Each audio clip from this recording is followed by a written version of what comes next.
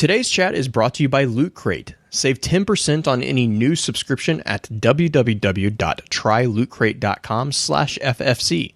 Be sure to enter that promo code BRIDGE10 for the 10% savings.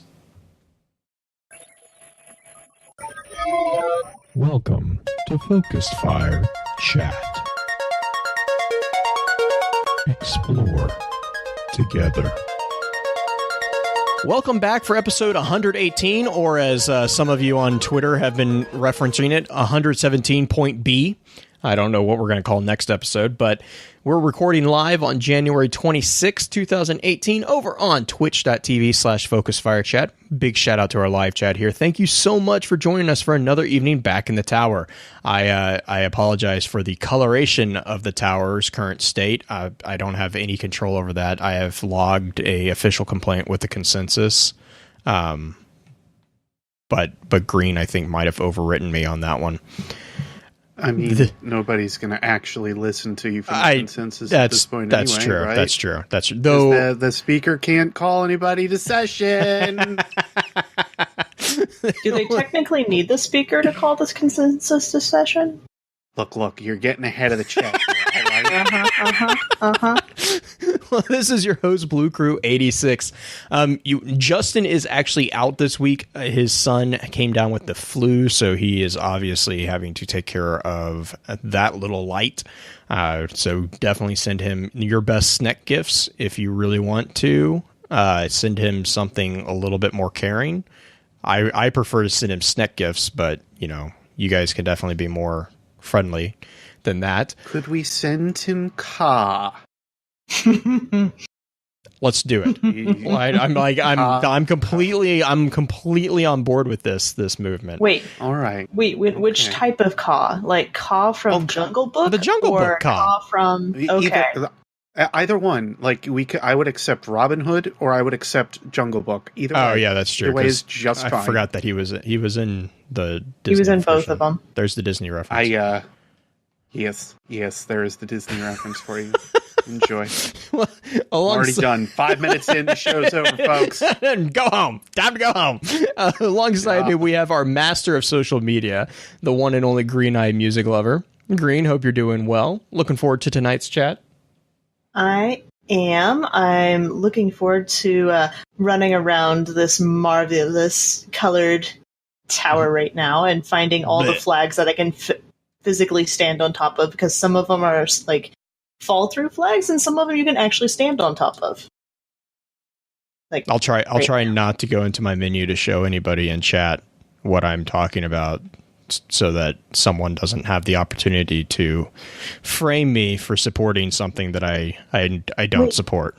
Wait. I have evidence of you standing next to Hideo. This is like you not even accurate. Took like a selfie photo in front of a banner last week, Blue.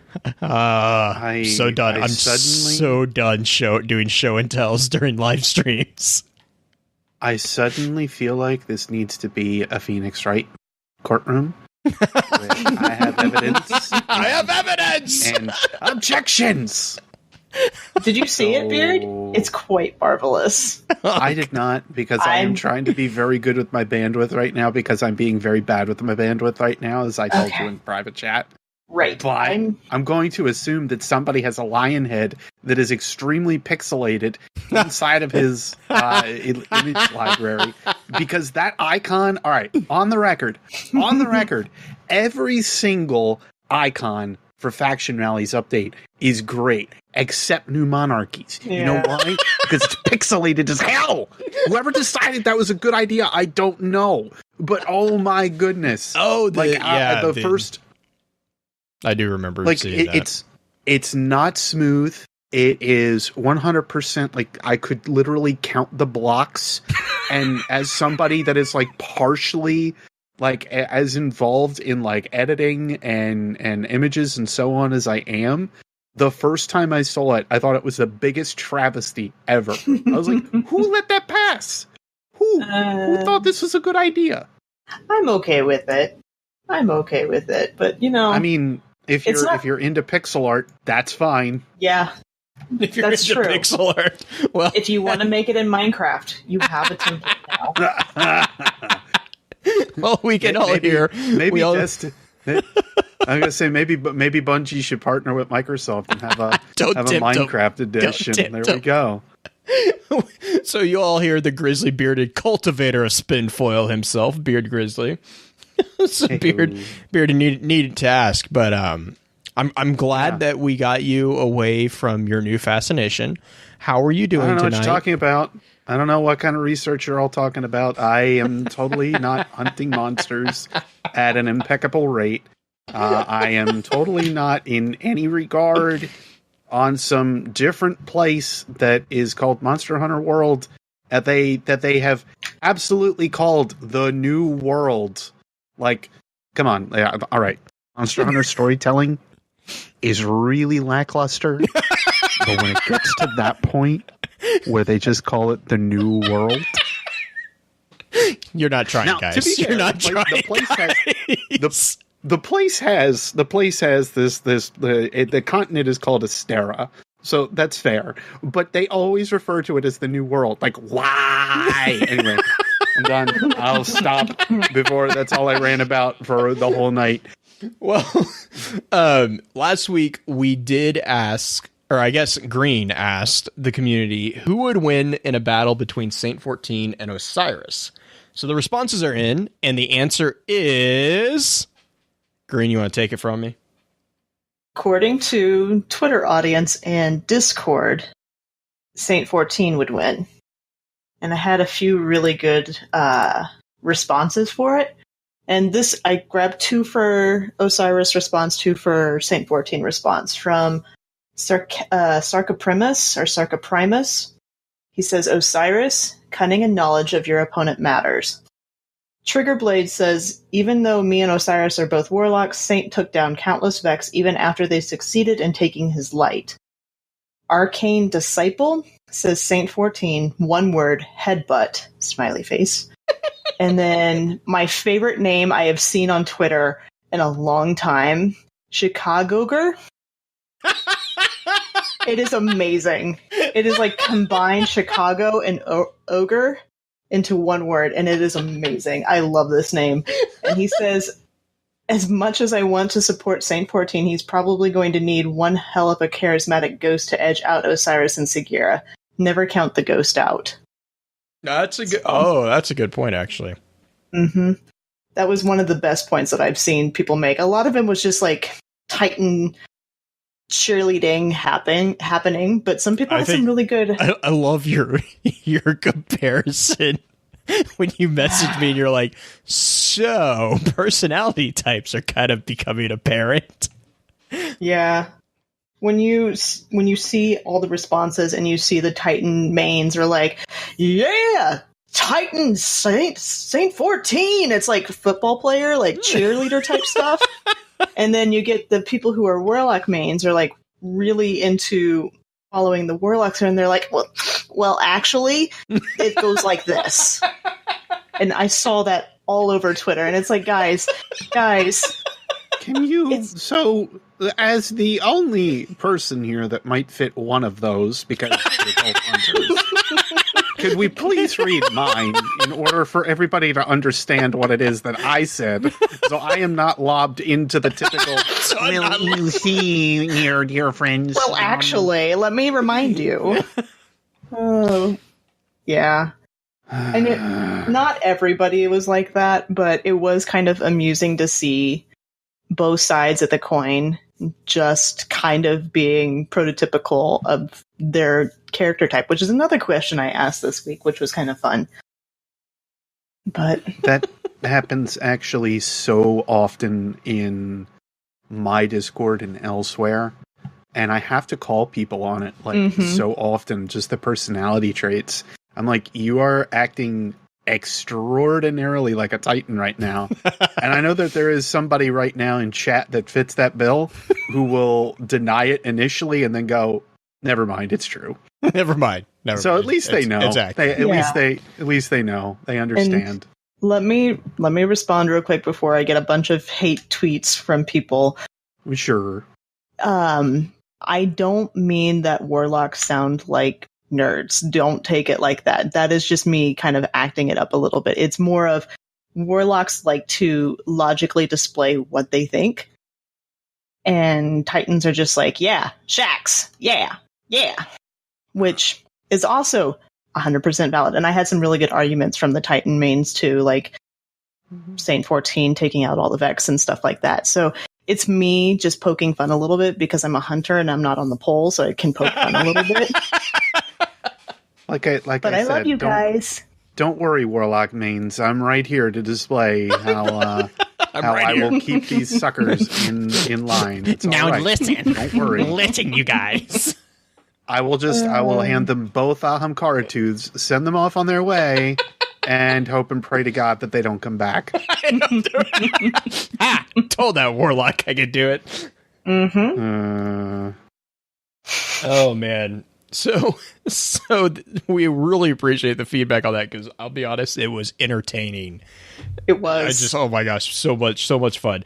So we're gonna do this week's question to the community is I'm really nervous about asking this because this is gonna be really, really contentious, possibly. Are the worm gods related to the Ahamkara? So, silence for a little while. I know. So let that sink in. Yeah, I know. So be sure to sound off on that, and then let us know your thoughts. We'll probably do green. I'm assuming we'll do the same type. Okay. Oh man.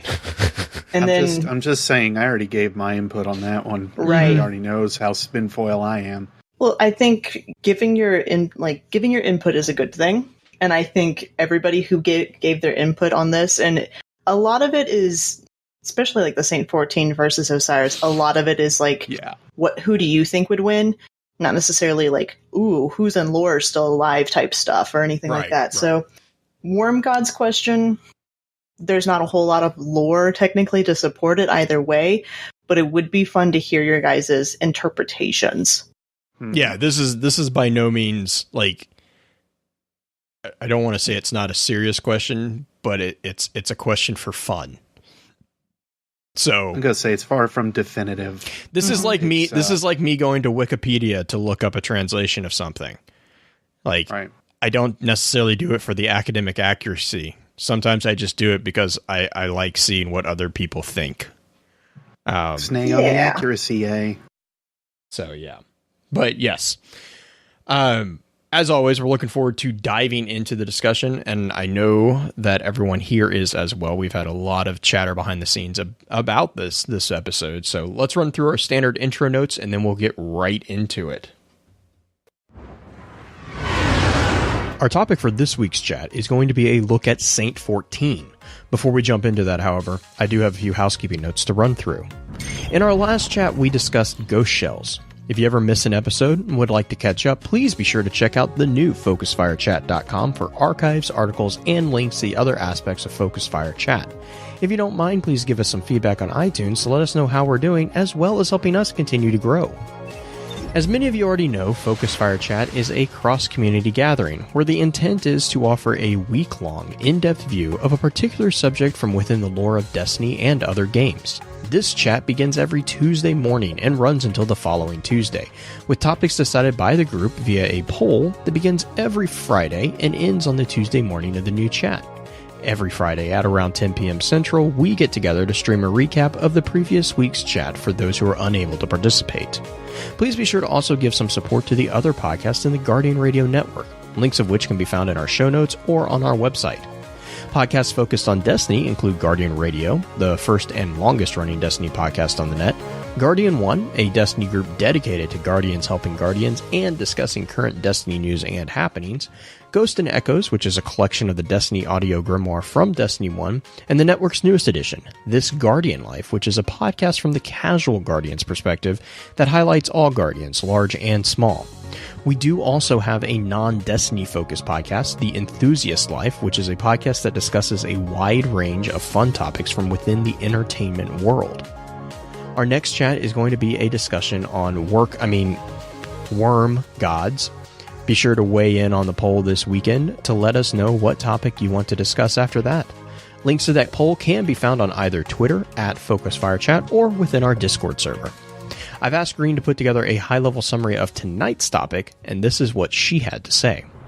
Saint-14 was Titan Vanguard, a slayer of Kells, the enforcer of the Speaker, and quite eccentric.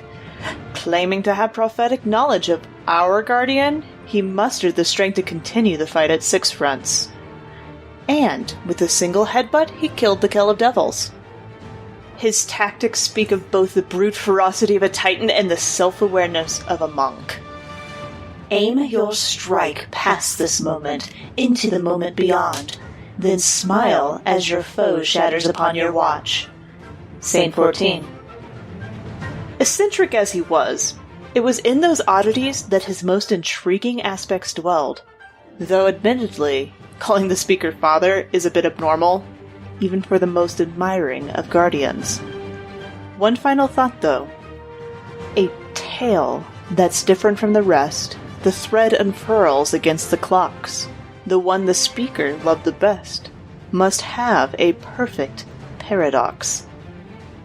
Before we jump into the information and thoughts that the community had about Saint-14, however, let's look at this week's Lost Lore.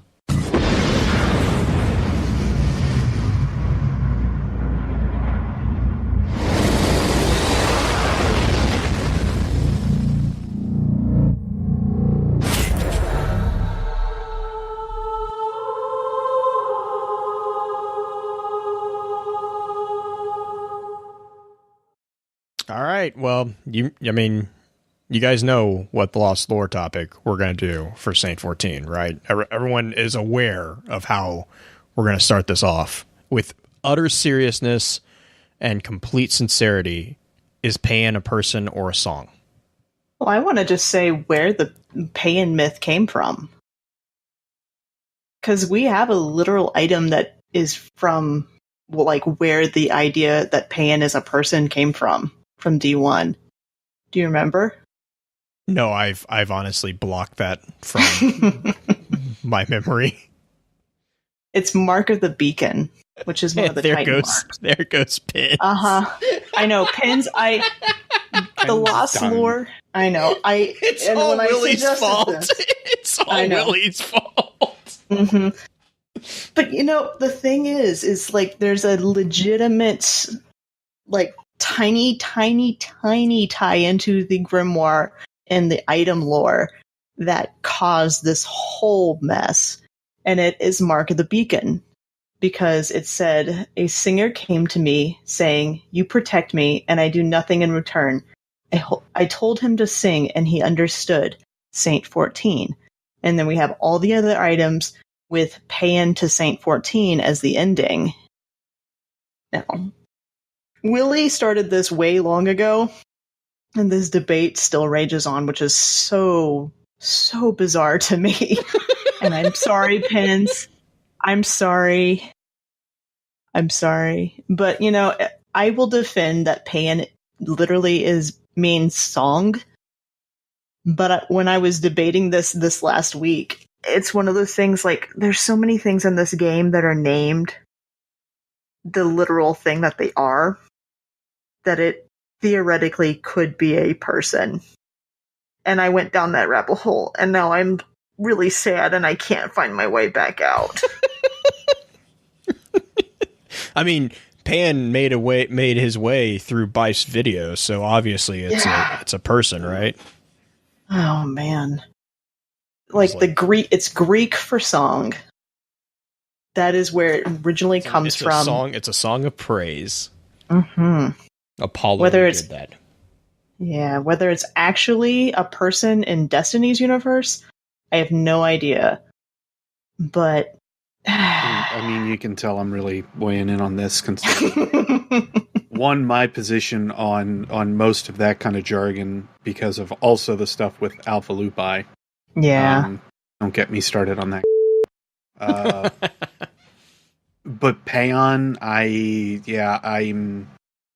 it's a song. I'm sorry. It is. I can't.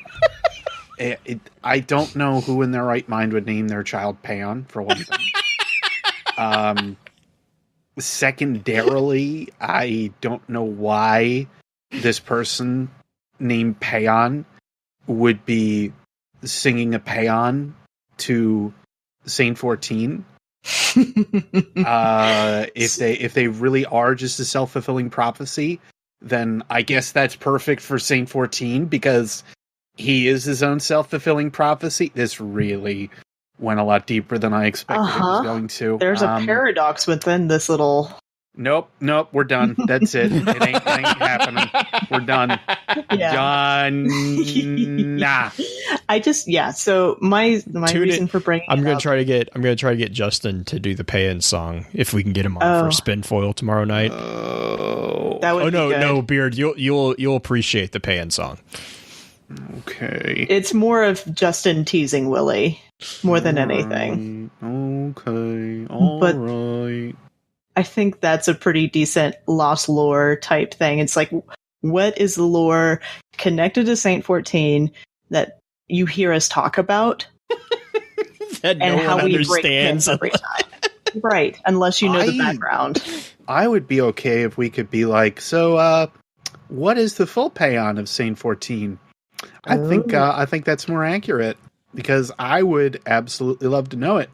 And then, being that there are as many music majors or music people involved, why couldn't we make that into a thing? Like all of a sudden it just turns into somebody at a D&D convention or something that's just sitting there as the bard, just playing on the fiddle. Like that'd be perfect. Absolutely perfect. That's what I'm going to cosplay as, guys. I'm going to cosplay as Payan for Guardian Con. It's going to happen. Oh my god, that's it's it. Gonna happen. I'm not going anymore. I'm going to bring my ukulele. I'm not going anymore. That's going it. Anymore. They could keep my $40 for the VIP ticket. I'm done.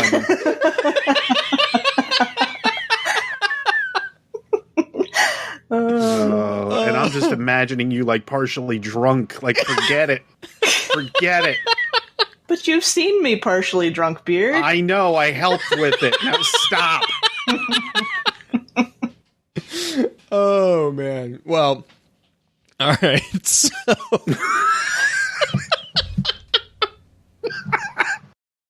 I was trying to keep a straight face. I failed. So I think a good part or a good place to start with Saint-14 in general would kind of be a recap of kind of what we know about him. And I've been talking to Green and Beard about this, and I'm actually kind of happy because this gives us a chance to go back to kind of what we started doing with, or we started this podcast with, and that's the grimoire, like reading from the grimoire. Looking at what does the text say about this particular character. Little known fact, Saint-14 is actually, I think, the first published episode of Focus Fire Chat was on Saint-14. So this is a kind of an interesting episode or topic for us, at least. So the main screwing it up. Well, whatever. None of us are perfect. The main like summary of Saint-14 is that we know through the various pieces of the grimoire, which I'm going to get to in just a second. But we do know that he's a male, he's an exo, he's a titan. And I mean, remember that when we first were introduced to Saint, we didn't have the Fall of Osiris webcomic. We didn't have, the Gray Pigeon and all these entries that we have in Destiny 2. We literally only had one card that was absolutely dedicated to him, and then 3 other cards that referenced him in a single sentence or even a paragraph. Like that was it. There were a few items which also referenced him. Green mentioned those in the Lost Lore segment. But so we know that he was a male. We know that he was a Titan. It's still pretty safe to assume that he probably was a defender main, though he does seem to have access to striker at least. And we knew that he was... Was he a defender main, or was he actually a striker main? Because a lot of his stuff in D2 talks about striker-esque. He talks about tendencies. The wall too, but and I'm going to get to that in just a second, because I have actually an explanation for that that we found out with the Curse of Osiris DLC and with the Fall of Osiris webcomic that actually explains that very well. But we do know he was a Titan, and we know that he was an Exo because he had the number at the end of his name. His big thing in D1, Destiny 1, that we do know him for is headbutting the House of Devil's Kell and killing the House of Devil's Kell, which is not a small feat. I mean, a Kell is a very large individual, and he killed him with a headbutt. And that was Sulcus, not Skolus, which apparently Amazon confused with their ghost shell. But yes, Sulcus is the House of Devil's Kell, and Saint-14 killed him with a headbutt. And then it's shortly after that he disappears. And we learned from the Grimoire card, which again I'm going to get to here in a second, that he was basically sent to track down Osiris by the Speaker. But it was also not really publicly stated anywhere. So the question in D1 throughout D1 was really, what exactly was the fate of Saint-14? What was this? Was the Speaker hiding the fate of Saint-14? Because we know that the Speaker held a vigil for him. We didn't know all this stuff. So Destiny 2 actually answered a lot of these questions, which was really nice. The other big thing that we do know is that he was a beloved guardian of the last city, and he viewed the darkness as an army of aliens, as a physical, tangible threat. And that some who followed this view actually even went further and argued that they were that force of opposition was brought together by a common thread of their being either shunned or denied by the Traveler, which that might actually still be a valid theory given the pyramid ships. But I think we'll get into that as well. So that came from the darkness card. If correct. People are wanting to follow along. And I'm gonna be linking these in the show notes. I've reformatted our show notes on Podbean. iTunes, it's hard to transfer these notes over to iTunes because iTunes doesn't like the format that I use on Podbean. But if you want links and my breakout of all the information that we talk about in the episodes, I also am starting to timestamp the different conversation points as best I can. So all that's going to be on the Podbean site, and all that, it's all linked through our new website, so you can find that way. But real quick, let's go. I mean, this is a great opportunity to go back to the text, right? And so the best Grimoire card for Saint-14, I would argue, is the Legend Saint-14 card. Beard or Green, do you guys want to grab that? He could feel his light draining. He pulled all of it into one last hope. He reeled back and bam! His helm found purchase, breaking through just above the Kell's eyes. The ether screamed from his head, and together they fell to the ground. The Exo Guardian rose, staggering back. He couldn't take his eyes off the Kell's body. He'd never seen any fallen without a skull withstand a skull puncture, but this was no ordinary fallen. He waited and waited. Ghost. The words barely audible. He heard her flash in, but had a hard time pinning her down. She was buzzing about, surveying the fallen Kell. He's dead, all right. So that's it. We're done now? He removed his helm, tossed it aside, and dropped to his knees. The Devils without a Kell. This war was over, at last. They could finally go home. We are. Get me the speaker. Opening channel. Stand by. Is that you, my son? The speaker's voice was filled more with anticipation of news than concern. It is, father. The devil Kell Sulcus is dead. This war is over. Such courage and power, the greatest ever to brace these worlds. You bring all of us peace. We will light the final flare, devil red. They will all know what you've done. Father, I don't think I have the energy to return. I'll rest here and come back to be honored when I return. Of course, son, but there is something concerning you? More fallen march on the city? No, not this time. I have word that Osiris was seen on Mercury, the Caloris Basin. He's turned his mind back to the Vex. Mercury? Too many channels to know. You activate one, you start to feed its veins. He threatens our peace. Your duty, my son. You must never forget. I cannot. The ghost killed the feed and waited for its guardian's words. Ghost, prepare my Vex arsenal and plot a course for Mercury. That old man is about to wake up hell. Dun dun dun. You know what I love about this card? It sounds like Saint-14 knew about the Infinite Force. Mm-hmm. Mm-hmm. Which was kind of led to, or kind of confirmed when we found him in D2. Yes. Like he knew of the Force, but he didn't know like necessarily the details of what the Force like actually did or how it worked. Because that is what Osiris says in the mission, is like he doesn't understand, like he didn't understand that, you know, things can go wrong very easily in the forest. I think he knew more than what Osiris gives him credit for, though, because he says channels to know, you activate one, you start to feed its veins. I mean, if that's in reference to the forest, he knew a little bit of what was going on, and he knew how dangerous it could be. Just maybe not how it worked. I mean, it also depends how far we want to start talking about the Saint-14, the time traveler idea. Because per that point, then he would have given the speaker some kind of background knowledge on what was going on with Mercury. And if he even didn't, then it would have just been, you know, look, speaker, I'm somebody from the future. I know what's going on. To varying degrees, and I can tell you exactly what's going to cause problems for us over the course of time.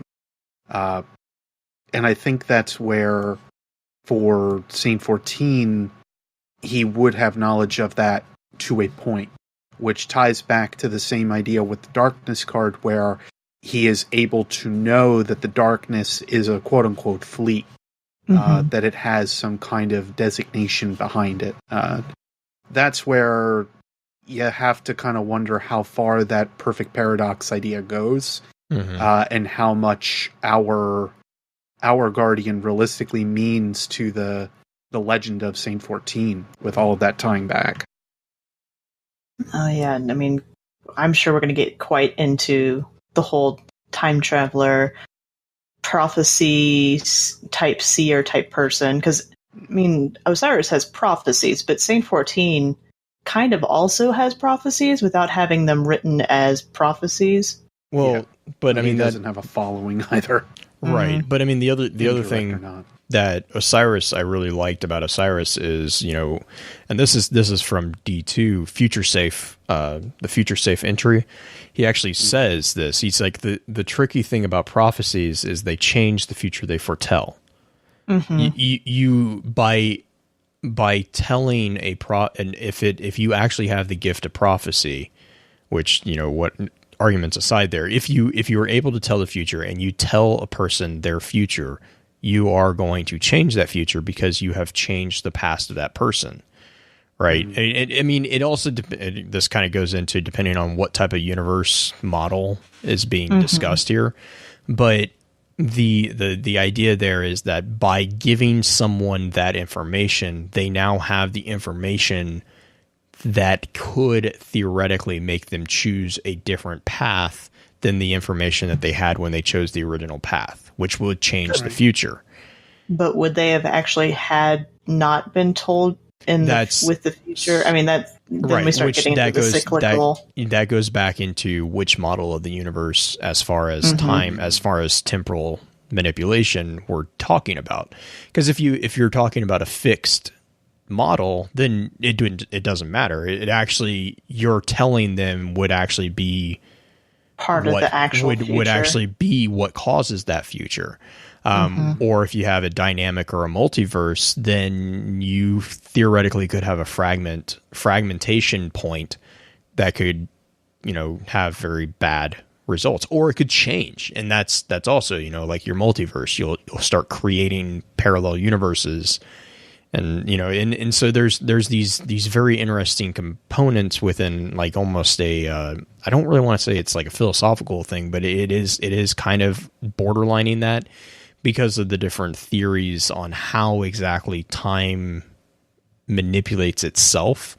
Like, is it linear? Is it cyclical? Whatever. But I do like that particular argument from Osiris is because, if by giving someone information, you are providing them with an impetus to do something. And you could be the catalyst either to change the future unintentionally, or you could be the self-fulfilling prophecy of what you're trying to prevent, right? And that's where, like, as a prophet, that is one of the curses, and you see that a lot in Greek mythology as well. With any of the oracles themselves, they all go insane because they're always trying to dance this very razor thin line between informing people and warning them that, hey, this is going to be bad, but you can't actually tell them. And so that's why a lot of oracles in like ancient mythology, that's why a lot of them speak in riddles, is because they feel this need to inform, but they can't. And there's instances in which oracles decided to come out and just flat out say something, and they were punished by the gods for that. So,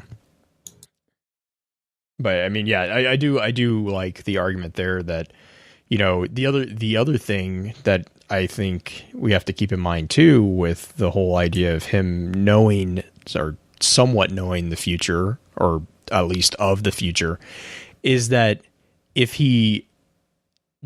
did he know that he was going to his death?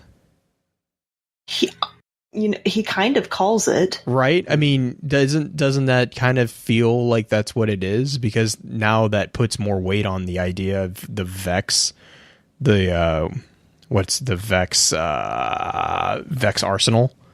Mm. Because I mean, the perfect paradox is kind of part of, Brother Vance refers to it as an artifact of Saint-14. Mm-hmm. And, when you read the entry, it kind of, that's where that time travel argument comes in. Mm-hmm. So, like, does he know that this is the final step in his journey? Is it the final step in his journey? I think is even a bigger question too. Yeah. I mean, I'm still of the mind that what we saw was in the future in the Infinite Forest, and whether or not that is the only right, which is it's a valid argument. Yeah. Right. Mm. So that's I'm not completely sold that he's actually dead. The counter argument to that, though, and this also kind of ties back into how you view the Infinite Forest. Is it actually changing? Like, is it actually jumping through time, or is these all pure simulations? Mm-hmm. Because we are in a future simulation doesn't mean that he does not die in the present, right? The question more for me that I have is his corpse a simulation, or is that the actual corpse? Right. That's what I'm meaning more so. Okay, are we viewing a simulation, or are we viewing him actually being kind of, and I don't know, it's just very, to me, there's like a vigil there in itself. Right, I mean, that also plays back into the ideas of what perfect paradox would mean, because, again, he exists but doesn't exist all per the same point. It also depends how Kyle Reese and John Connor you want to take this. Right, yeah. Because realistically, if our Guardian had said, well, I discovered this shotgun or the parts announced to it within the Infinite Forest, Saint-14 would have known that is exactly where he was going to die. Right. So that's where you have to kind of start to garner the questions on time travel besides. From a completely different standpoint, I just got done watching the old Planet of the Apes movies. It's just about the same kind of mind screw. Right. Right. No, yeah, it is. It's fantastic how many like different interpretations to how time could effectively work out, but it comes back to the realistically, I think the same thing that Saint Osiris has said for his prophecies. Realistically, how much do I explain? Because if I tell you too much, then do I alter your future? The whole garnered idea behind how Saint-14's demise came about or comes about is not necessarily, I think, dependent on what Osiris has already said, unless Saint-14 has already read it, and he's like, yeah, I know that's about me. I'm totally okay with that. Mm-hmm.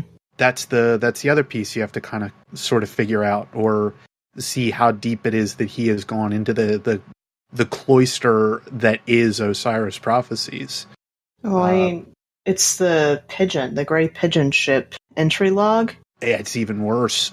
Because that's where he says he knows he's not coming back. Right. Mm-hmm. Father, my duty is at its end. I've seen what the city can become. I know you can lead its people to it, to my inspiration. Your final gift to me I now send back to you. It will be good to see you again. I mean, all the D2 stuff is just riddle upon riddle, back and forth. But at the same time, you see him saying goodbye to everybody. Yep. Well, So, and that's the beauty of it, because he says goodbye to everybody, but he's going to say hello to everybody soon enough too, and that's going to cause even more confusion. For sure. Blue? The thing that I love about the Gray Pigeon, and just Saint-14 in general, is that Saint-14 is actually one of the few people who exercises a degree of free will in the game. Because if he actually did, I mean, just think about that. If he knew that he was going to fall in the Infinite Forest, he could have chosen to walk away.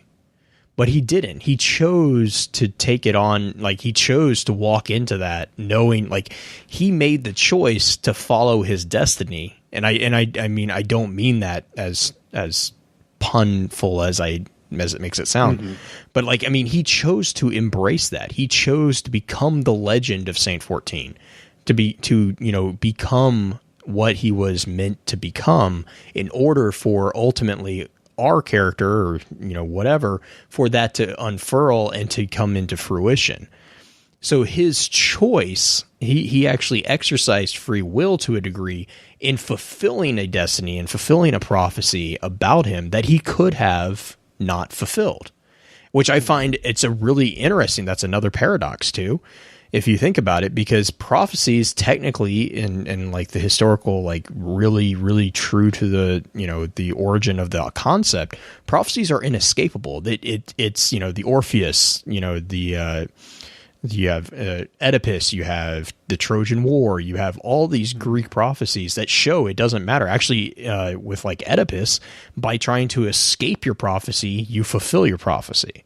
And that's a lot of things, and arguably, that could have been the case, but we don't know. But we do know that with like the Gray Pigeon lore entry, the letter back to the speaker, the mention here in Legend of Saint-14 of like kind of what he's doing. You have the new lore entry for the Helm of Saint-14, which is where you have a conversation between Cade and Shax talking about. I love that. Talking about, well, let's just call him Crota's Inn, Can we read that one? Because I think yeah. we should read is like Perfect Paradox and Helm of Saint-14, because I think both of them, they're exactly what we're talking about. They kind of give you a little bit of the background on it. Right. I guess my point is that I really like how, how this exact line of questioning that you guys are doing right here, to me, just screams the answer to the question that I've had about destiny is like, do we actually have control over our destiny?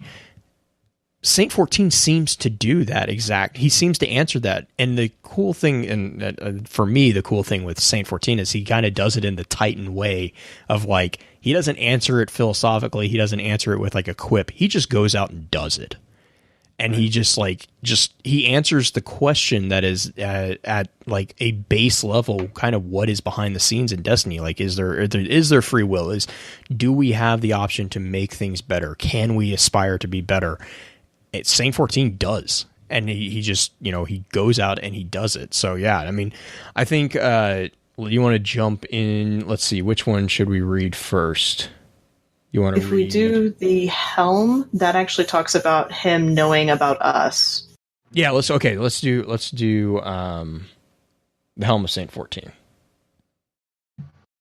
Do we want to read it as a script, or do we want to actually just have somebody read it? I can do either way. This is definitely a script. So interesting note here, real quick before we read this. This is all recorded on a maintenance frame. Mm-hmm. Does anyone else have a problem with that? The fact that maintenance frames can record things? We knew that, though. No. But like, that maintenance frames are actively recording everything that happens? Like, this is like just confirming the Orwellian feel of the tower. Yeah. We have a Benedict Arnold bot. I mean, I'm not surprised. I mean, I'm not surprised either. But like, I mean, to me, that was like the biggest thing, like other than the information that we'll get to here in a second. But to me, that was like the biggest thing that stood out. I was like, oh my God, we're in 1984. Mm-hmm. Like the speaker is recording everything. I wouldn't say it's even the speaker. Well, I just think there's surveillance everywhere because there's cameras everywhere in the tower. Well, this is also stemming from the way that the speaker is presented in Fall of Osiris webcomic. Mm-hmm. He was wait for that chapter 2. Yeah, neither can I, which I'm so stoked for. But like the presentation of speaker as a very heavy-handed dictatorship, authoritarian, like he was, I would not put it past him to be tracking everything so that he can squish out smuggling and, anything that he deemed inappropriate, which we see him do in Fall of Osiris by burning all the books. So let's do script reading. Who wants who? I want Cade. I guess I'll take Shax. Okay. Audio unavailable. Maintenance frame transcript follows. You know what they say about Titans? They're loud and abrasive? Yeah, just like that car outside. The good ones are all dead. You don't know that Saint's dead. The greatest Titan who ever lived just disappeared. Call it a hunch. The generator roars. No one ever put down a Kel faster than he could. Man, he was a real weirdo. Eccentricity was his strength. Talking about the speaker like you're related to him is eccentric. Claiming he's seen the future, that he fought 6 fronts fueled on the idea that some guardian savior is coming, that's insane. Belief is a hell of a thing. Sure, yeah. One guardian's going to fix everything. Kick Crota off the moon. Make it look like us Vanguard know our heads from our hindquarters. Hey, where you going? One of the new recruits from old Russia I've had my eyes on, entering the Crucible for the first time. Hey, maybe they're the one. We'll call him Crota's End. Mm-hmm. Just cracks me up. Yeah, I love that card. It also, to me, it also confirms that Cade and Shax are like the buddy, the comedic duo that are like taking bets about each other. Yeah. I mean, we got that idea with the Ghost Fragment Shax cards where he had to teach the kids dodgeball, but this is just like this. Oh no, I love it, but this just like completely confirms that Cade and Shax are like they are the two that hang out when everything else is going. When everyone else is off somewhere, they're the ones that are like, so what you doing? Which I think they're side both. Note, Yeah, completely adds in another layer for Shax because you're like, oh, he's just this serious Titan this whole time. From an onlooker that doesn't necessarily know what's otherwise going on with his character, oh my god, he has so many different ideas and thoughts and philosophies on Titans. And meanwhile, you just think he's going to sit there and like shout about the Crucible all day. Meanwhile, that's nothing about what he's about. Yeah, he cares about the Crucible because he frickin' is owning, has like a heavy interest in ownership of it, but it's not the only thing that like revolves around his life. And meanwhile, if you look at somebody like Saint-14 as like a comparative set for him, like it's total opposite almost. Which is really like interesting because total opposite. To if you have Shax and Saint-14 in the same room, Shax is the class clown. Right. Which, Right. I mean, let that thought sink in for a couple seconds. Like, that's...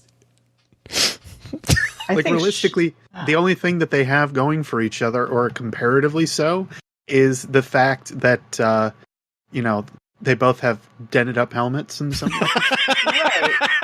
Right.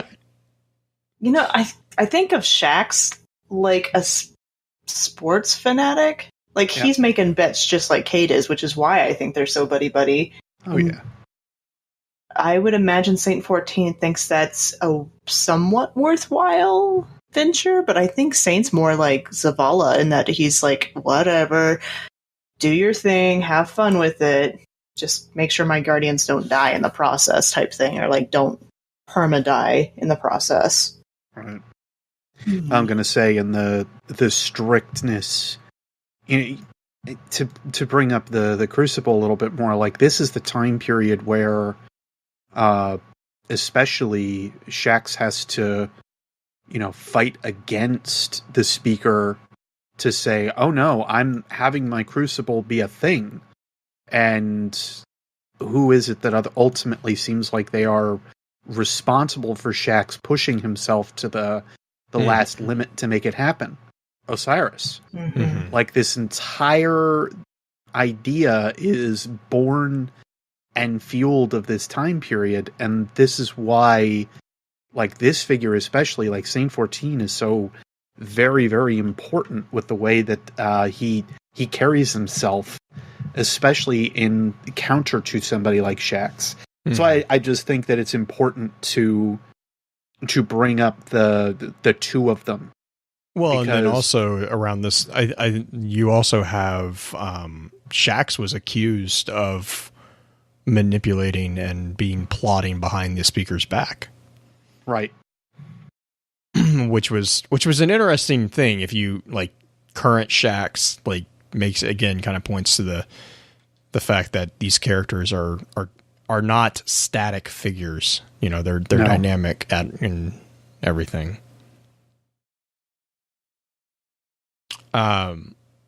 But okay, so I mean that goes back into a connection to Perfect Paradox, right? Where we see Saint-14. I mean, this just begs the question. What are your guys' thoughts on this? Like, do you think that Saint-14 traversed the Infinite Forest to get Perfect Paradox? Like, what are, like, how does this actually play into, I guess, his timeline? As do far I as, think like, there's a really good video you could go and watch on YouTube? I'm sure there is. Yeah, I'm sure there is. Doesn't he have like a beard and he talks a lot about spinfoil? He does, but he also did this really cool thing about, is he still doing Destiny stuff? Because I hear that he's doing monster hunting stuff now. You give him a break. You give him a break. Sir. Look, I'm already getting it enough from my comments. I don't need it from you. I'm gonna go cry in a corner now. Am I gonna have to start calling you Mylan? No. But yeah, Beard's got a really good video on this, I think, and I'm interested in hearing your basically a summary of said video and your perspective on this, because that's kind of what you went into. Mm-hmm. Just to be clear, we're talking about the Saint of the Future one, right? Yes. Beard's like, wait, hang on. Which one? Before I start summarizing. I was really hoping so. All right. So first off, let me channel the power of love here. Wait, that's the wrong franchise. The biggest thing that effectively drove me nuts about Perfect Paradox and the lore tab itself, which, you know what, we said we were going to read it. I think now's a great time. I'm going to snag it here. Sure. I never found Osiris, but I've killed enough Vex to end a war, and they, in turn, struck a fatal blow. They completed a mind with the sole function to drain the light from me. It worked very well. Don't worry, not that you worry much. It took them centuries to build, keyed to the unique frequency of my light, and I sit atop its shattered husk. I mourn that I will never reach the heights you have. To me, you present everything a guardian can become. Yours is a thriving city, so different from mine. My whole 14th life I fought to make my city yours. I never finished. All I have left is this weapon. The Cryptarchs say you crafted it yourself, built it out of scraps and light and sheer will inside the infinite forge. I'll make sure it finds its way back to you. When you gave it to me, I swore I would make it my duty to follow your example. I'm still trying. Saint-14. The biggest thing about this, my entire theory was effectively built from the biggest points on this lore tab. It's the fact that Saint-14 is talking to somebody, but the somebody effectively is either mistakenly us, like we were the ones that ended up jumping into this thing, or and finding the parts for it, or we are the ones that it was absolutely meant for. So going with the theory and effectively the idea is that it was meant for us. This again ties back to the idea of how much of a Kyle Reese or John Connor do you want to really make this? As I've already said earlier in the show, the whole concept of what we ended up doing with the gun, we ended up finding it in pieces, but I think that's just because of use and because of the fact that the thing is just worn down. More than anything, we ended up forging it out of the Infinite Forge, but that means that Saint-14 also had it previously. He had scrap. We also still have the fact that the gun is marked with the 14 logo, which consistently tells me that he had branded it for himself, or is a product of the use that Saint-14 had on the thing. So there are those are at least the two conclusions. Either for me, it was done and over with, and it was either supposed to be given to somebody else, the gun, or it was absolutely meant for us. And if it was meant for us, again, this is why I think it is just that idea tying back to that paradox where Saint-14 will live again, but not just yet. And we have yet to meet his ghost where she can say some things. Mm-hmm. That's the other really funny thing is if this is the case, is that ghost still around? Are they searching for Saint-14's body? Because, is Saint-14's body not been risen yet? Exactly. You gotta figure how far along that would go. And even then, is there another thing that kind of ties back to what we as a guardian were or how we handled. What I mean by that, is there some other reason that Saint-14 is fairly indebted to us for, being such a big figure to him? Or is it literally just that our guardian was that important to the age of the city? And even then, us knowing now what, I'll play this back to a Planet of the Apes style idea again. Us knowing now what happens to Saint-14, what are we going to do when we meet him? Mm-hmm. Because the same thing can happen again with the John Connor, Kyle Reese segments where Kyle Reese goes back in time, and now John Connor basically finds Kyle Reese, and he's like, well, I know what happens to you, but I really can't say a thing, but I know exactly what's going to go on, and you're kind of important back in my time. And the same thing would happen with Caesar in Planet of the Apes. He's that important to the apes, and he's otherwise not able to necessarily explain to the rest of his people now, how the world's going to end.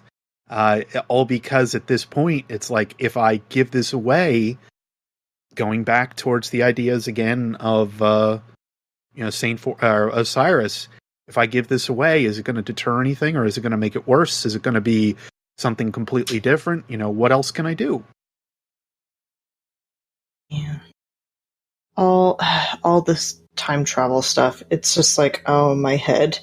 I'm going to say to perceive time travel in your mind alone is one of the toughest things, I think, to do. And even then, the unfortunate part is everything that we have is completely theoretical to begin with. Right. This is... There's more behind what we have with the time travel within Destiny than just, of course, what Saint-14 has. But he's the one, between him and, as Blue just said here too, with the Stranger, both of those are extremely interlinked to the ideas of absolute time travel. But they're the only two that I could really say, Saint-14 being a very tentative argument with what they presented us with so far, but the Stranger showcasing that time travel is a true thing, and Rasputin acknowledging that it is a true thing. These are the points where I still sit back and go, there's a lot of reasoning to think that Saint-14 is very much a time traveler in one regard or another. Also, the fact that, you know, if we really want to go with the what is it? If we really want to go with the Kyle Reese, John Connor argument, if it is something similar to like Terminator, the absolute fact that you can't have any actual biological material go back, and what are exos? Blue, do you want to go first? Well, I was just going to say, like, so real quick within, so a couple things, within like the Terminator, the primary Terminator movie. And I guess my question there is when you reference the Kyle Reese, John Connor thing, are you talking about the, like, which Terminator are you talking about? Because they're different models and different ones, which is why that series is so annoying. Can I just say the only one that matters, which is the first one? Okay, yeah. Okay, so fixed timeline. It's not a multiverse timeline. Which no. Okay, so like not Terminator 2 and 3 and all the atrocities that came after, except for a couple of the series. Well, I do like 2. I like ideas that come, but like from a story, but the storyline for the original. Where it was supposed to end with number 2. That's the place where I kind of figure that everything would go along. Where if we go ahead and include T3 was the abomination that wasn't supposed to necessarily happen. And then you ended up getting Salvation and Genesis. And again, I kind of link back to the idea that no, I think that 1 and 2 are the perfect setups to showcase it. And again, this kind of comes back to Back to the Future. 1 was the best place to have left it. And then you had 2 and 3, and it kind of screwed it up. Yeah. Well, and like, so like the interesting thing for me is that there is, when I read, like, just kind of going back to the concept of time travel within Destiny, you have like these predominant figures, and I'd almost argue that Korea itself is actually almost arguably possibly doing time travel with the entire situation with the Ecumen, right? I mean, right? Because like it's like instancing itself into a Ecumen time gate or Ecumen network gate and pulling information from it. What the Ecumen are completely destroyed. So like how is it doing that? But like with the Stranger, the Stranger never comes out and says time. Like she always calls it stepping, which kind of makes me think of a more of a multiverse model. But then with the Saint-14 situation, this seems like a much more fixed timeline. Like, you're at point A, you're at point C, you go back to point A, and we're at point B. So our present, how am I going to say this? Saints, he's a Merlin character, right? He's aging backwards. He's not aging, but he's living kind of backwards. Like his past is our future, and our future is his past. Our past is his future. Like he's juxtaposed in our situation. Whereas with like the Stranger, I don't know if the stranger is actually traveling through time or if she's hopping universes. That's where it gets really weird, because then that begs the question, is she, or is she just exploring the infinite forest? I'm going to say that's where, the different possibilities kind of ensue. But if that were the case and she were exploring the infinite forest, she wouldn't necessarily know precisely what's going on with the shard and stuff like that. That's true, because they wouldn't be able to simulate the light. That's a fair point. Yeah, that would at least be the only thing that I think would stop me from thinking that. No, that's a valid argument, because I forgot that she did have experience with, because she knows what light is. Yes. Okay. Yeah, that's a valid knows point. Between the 2 points. I mean, she can, and Green, I know you have something to add. I'll let you go here soon. Go for it. The only piece otherwise that really kind of makes me think it's more time travel related, if nothing else, to come back to the device for FWC, being some kind of like changed over instant, not that word, like an instance of the infinite forest. It's sort of, but because it is. Oh god, it is able to build. That. It's a viewing. It is able to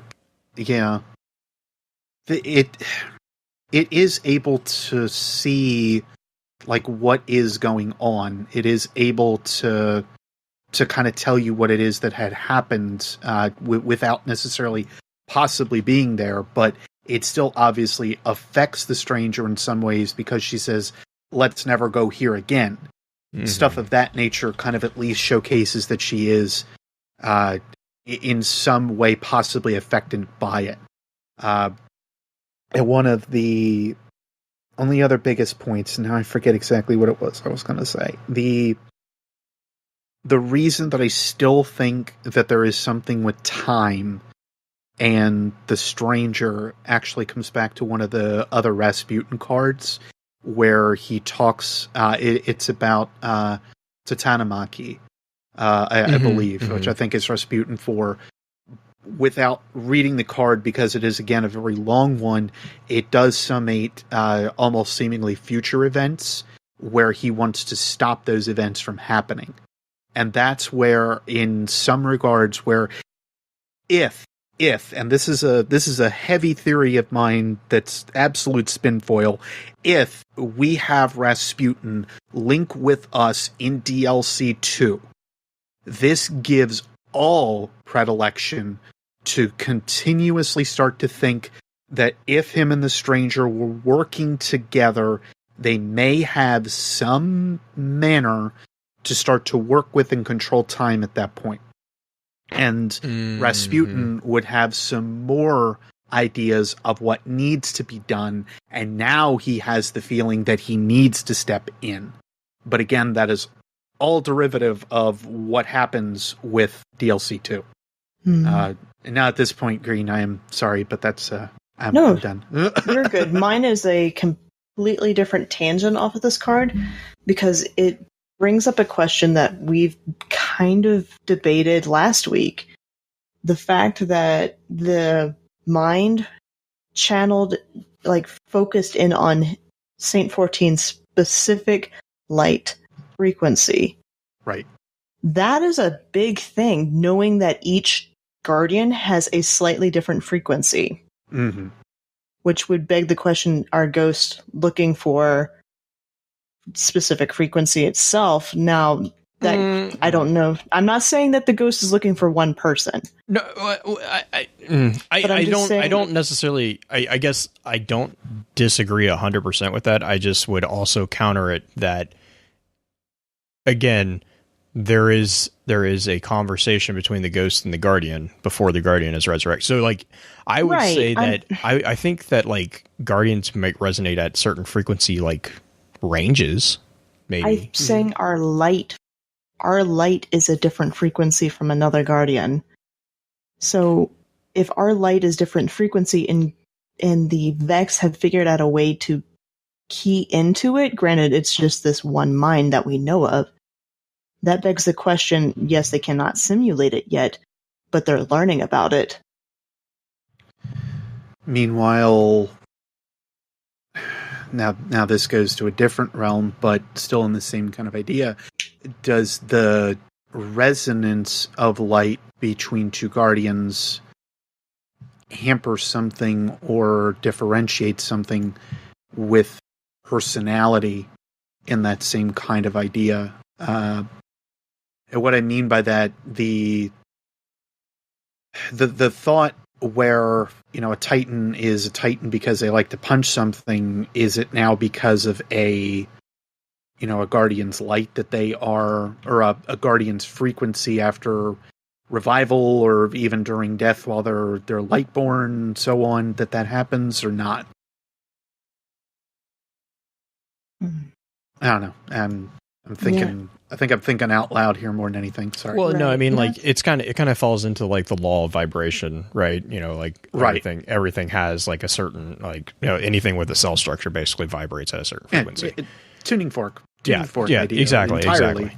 I guess my counter argument, and it's not really a counter argument. I think it's just like a point of my clarification here, is that the light of a particular guardian, I think I'm not surprised that the manifestation of that light vibrates or is at a frequency that is unique to that individual. I would argue that light itself is probably not vibrate. Like, but anyways, can I clarify this in a way that's going to be easier? It's like instruments, right? You put sound waves, you put air through a trumpet, and it vibrates at a very high tone. It has a very high timbre, is the technical term, because it's very high frequencies that you hear mostly. It's the same air going through it. It's being expounded that way, and you're technically hearing the same note on a trumpet as you do on a French horn, but they sound completely different. Right. It's the timbre that's coming off of it. Right. And also, though, each trumpet has its own unique variation of that. So you can actually see tests of this. There's different sound universities that they will actually map out all the different harmonics and what volume really level those harmonics are actually resonating at. Yeah. It's very, very cool. I'm actually doing a lot of research in that right now for an article I'm working on. The science of sound is just astounding. It's amazing.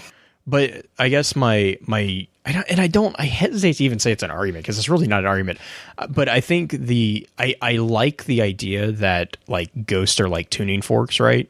And like they're searching for something along in the same range or whatever. Green, correct me there if I'm misusing that term. But like they're searching for something within the same like range of frequencies that they are attuned to.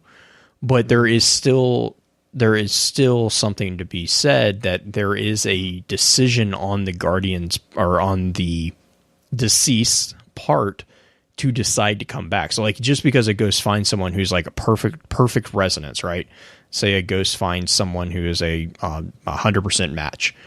You mean like locked inside of a sleeping capsule and decides not to come out of it? Well, we don't know if he was a perfect match, but yes, let's use that pod. Let's use pod 10201 as an example. The ghost had a compatible frequency with that individual, but that individual was like, "Nope, I'm good, thanks. I'm gonna keep sleeping."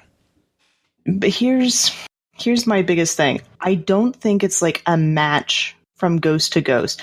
I think a ghost is looking for an instrument. An instrument it can actually play. Now, I'm using this analogy and going probably too far with it, but it makes sense to me. He's looking. You know my personal theory on one of these, right? And both of you are musicians, so it's easier for you to follow. And I would say most people can follow this too. A ghost is looking for an instrument that can actually be played. It doesn't matter if that instrument is a bassoon or a tuba. Well, they're looking for something that can theoretically be played. Now, granted, they're not going to look at things that don't have any capability of being played. Mm-hmm.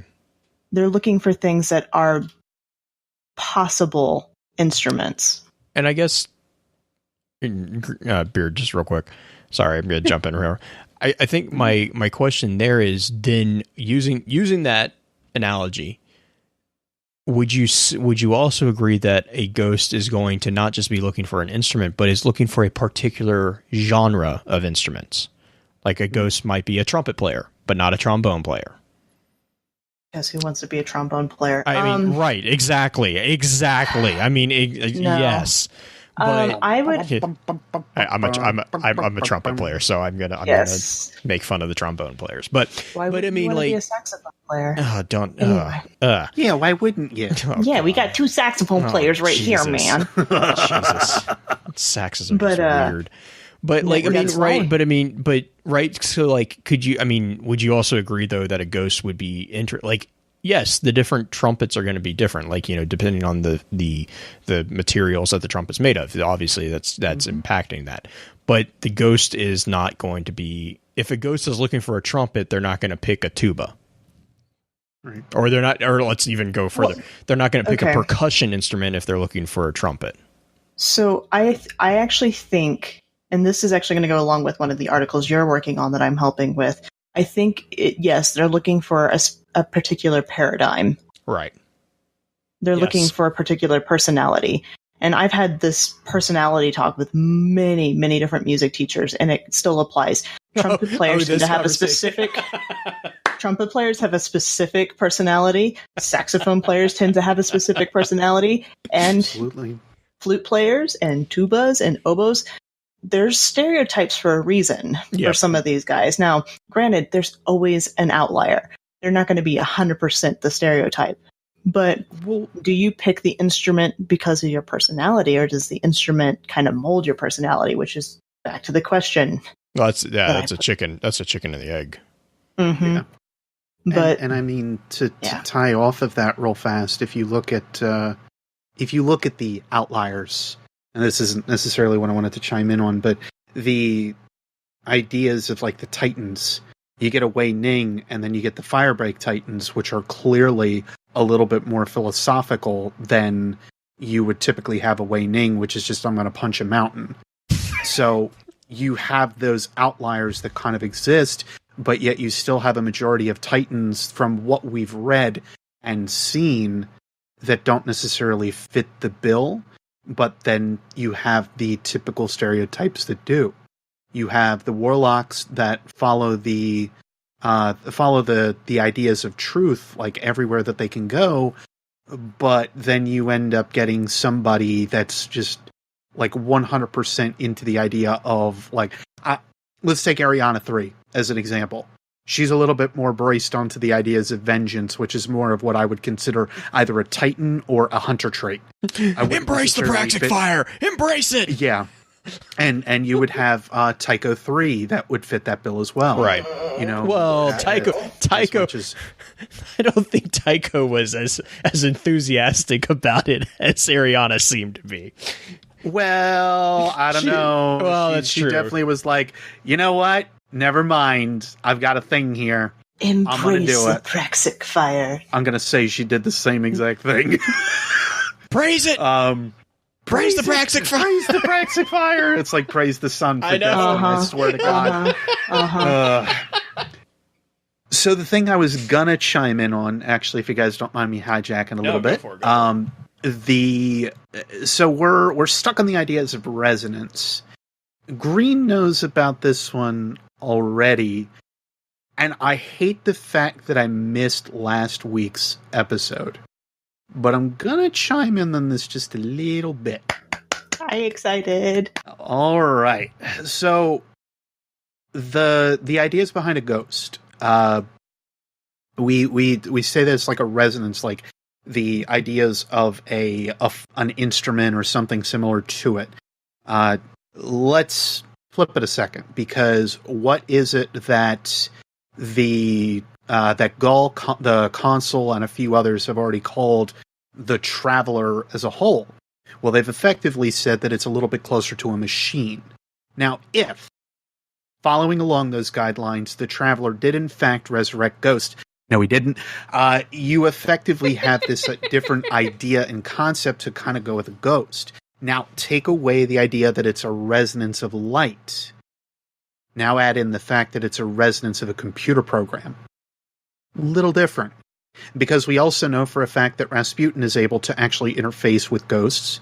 We also know that they are affected by some of our Golden Age technology that we have, be it Siva or otherwise. Now, both of these things are, and, Rasputin, Siva, so on, these are also instanced between light to some regard. They are manufactured by light to some regard. But when all is said and done, a ghost can be impacted by them, which means they are not at the Traveler's level of possibility with machino-form life forms, whatever have you. That's where I would just like to at least kind of interject that idea or that concept where it is more of a, ghosts are not necessarily a resonance of light, but more just a resonance of a computer program where that guardian can still fit through it. Speaking of Praxic Fire, the heart of Praxic Fire, what is it? It's a computer code. You're reducing everything down to math? What? How dare you? I know. How dare you, good sir? Look at me going along with the mathematics and everything. All the math. Pythagoras would be proud. Pythagoras is a pretty important guy. Yeah, he is, except for, Common Core been wanting to get rid of him. What? I'm not bringing anything else into this. What are you talking about? I'm sorry. No politics, please. No politics. It's not politics. That's common sense. That's Common Core. What?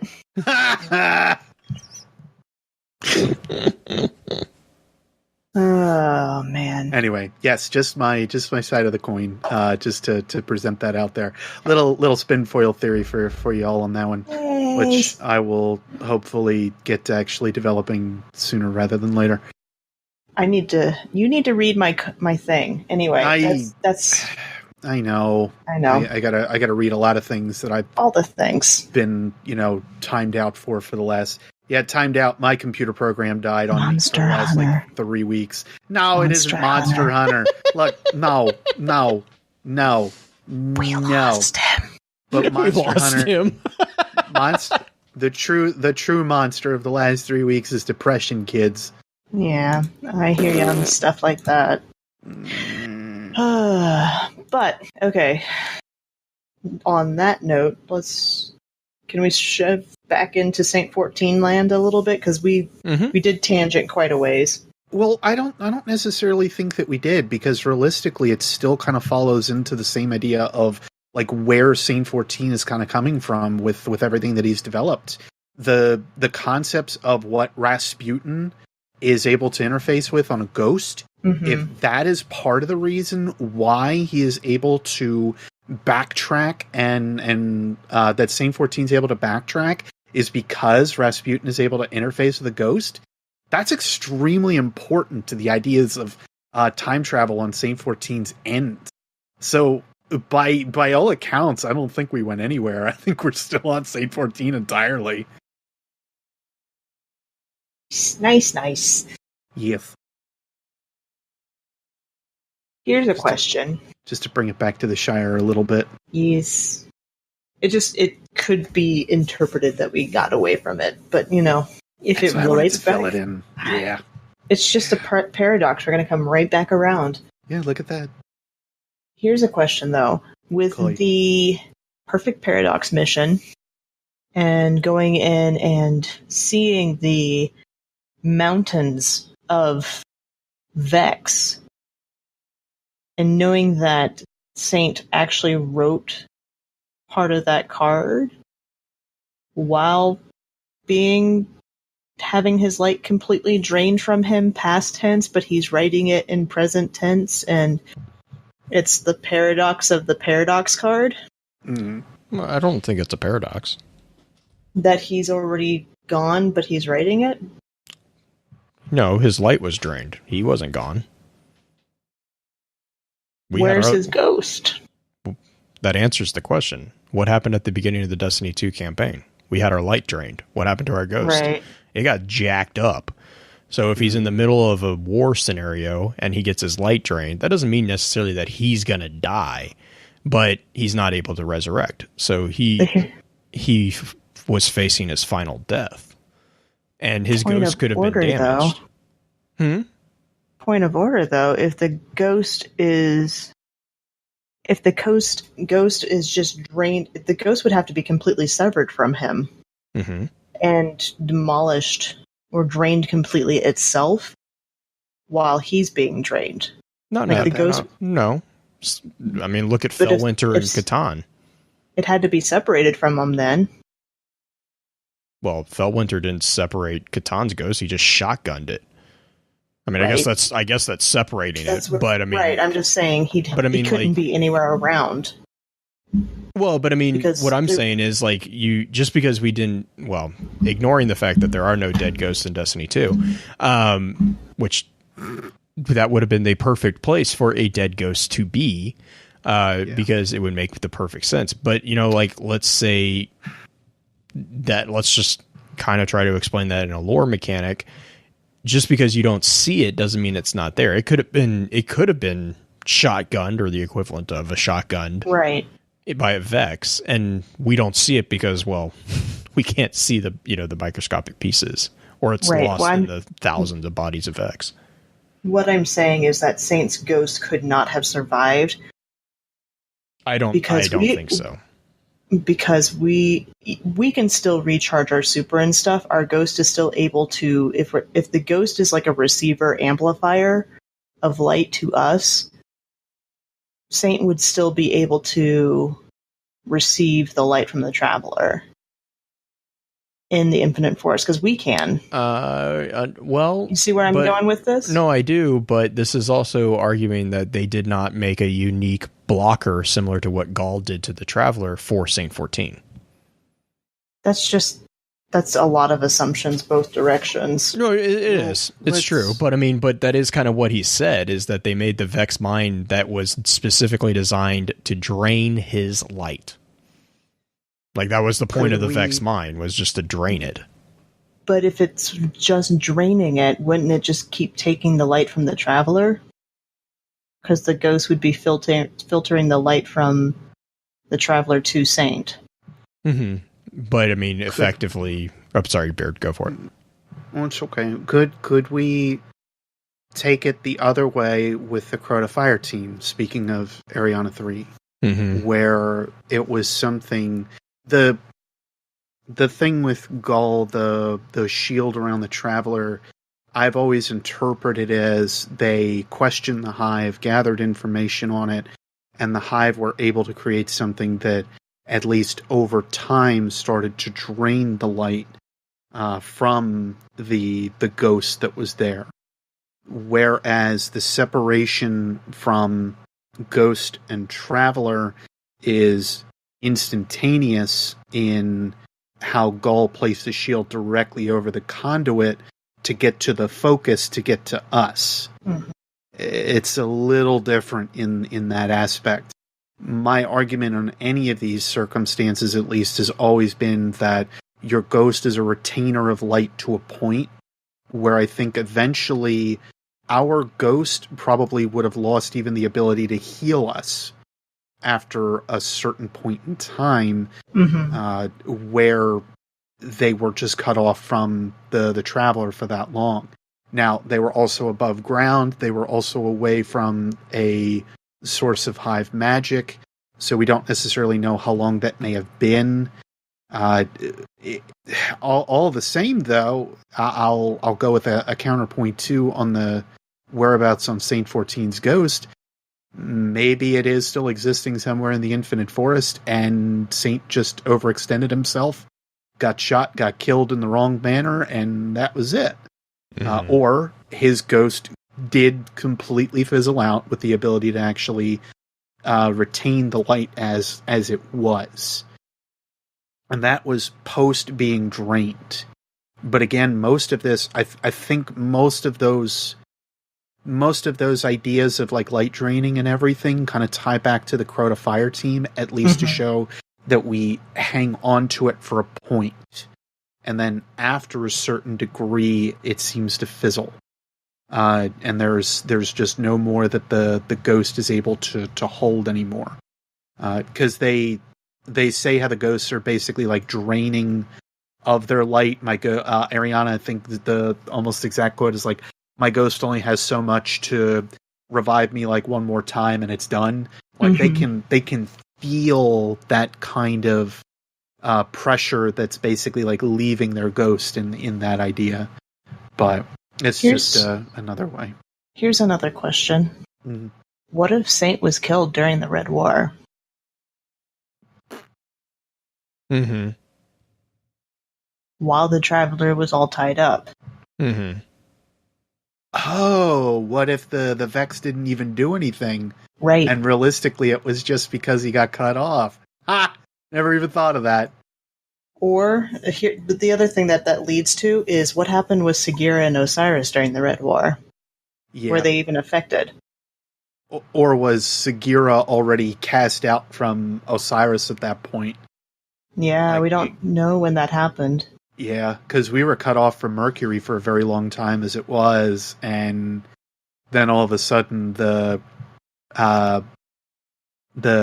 disciples of Osiris find Sagira, and they have to physically like go over to Ikora and be like, we found this. We don't know how long it's been there, but we found this.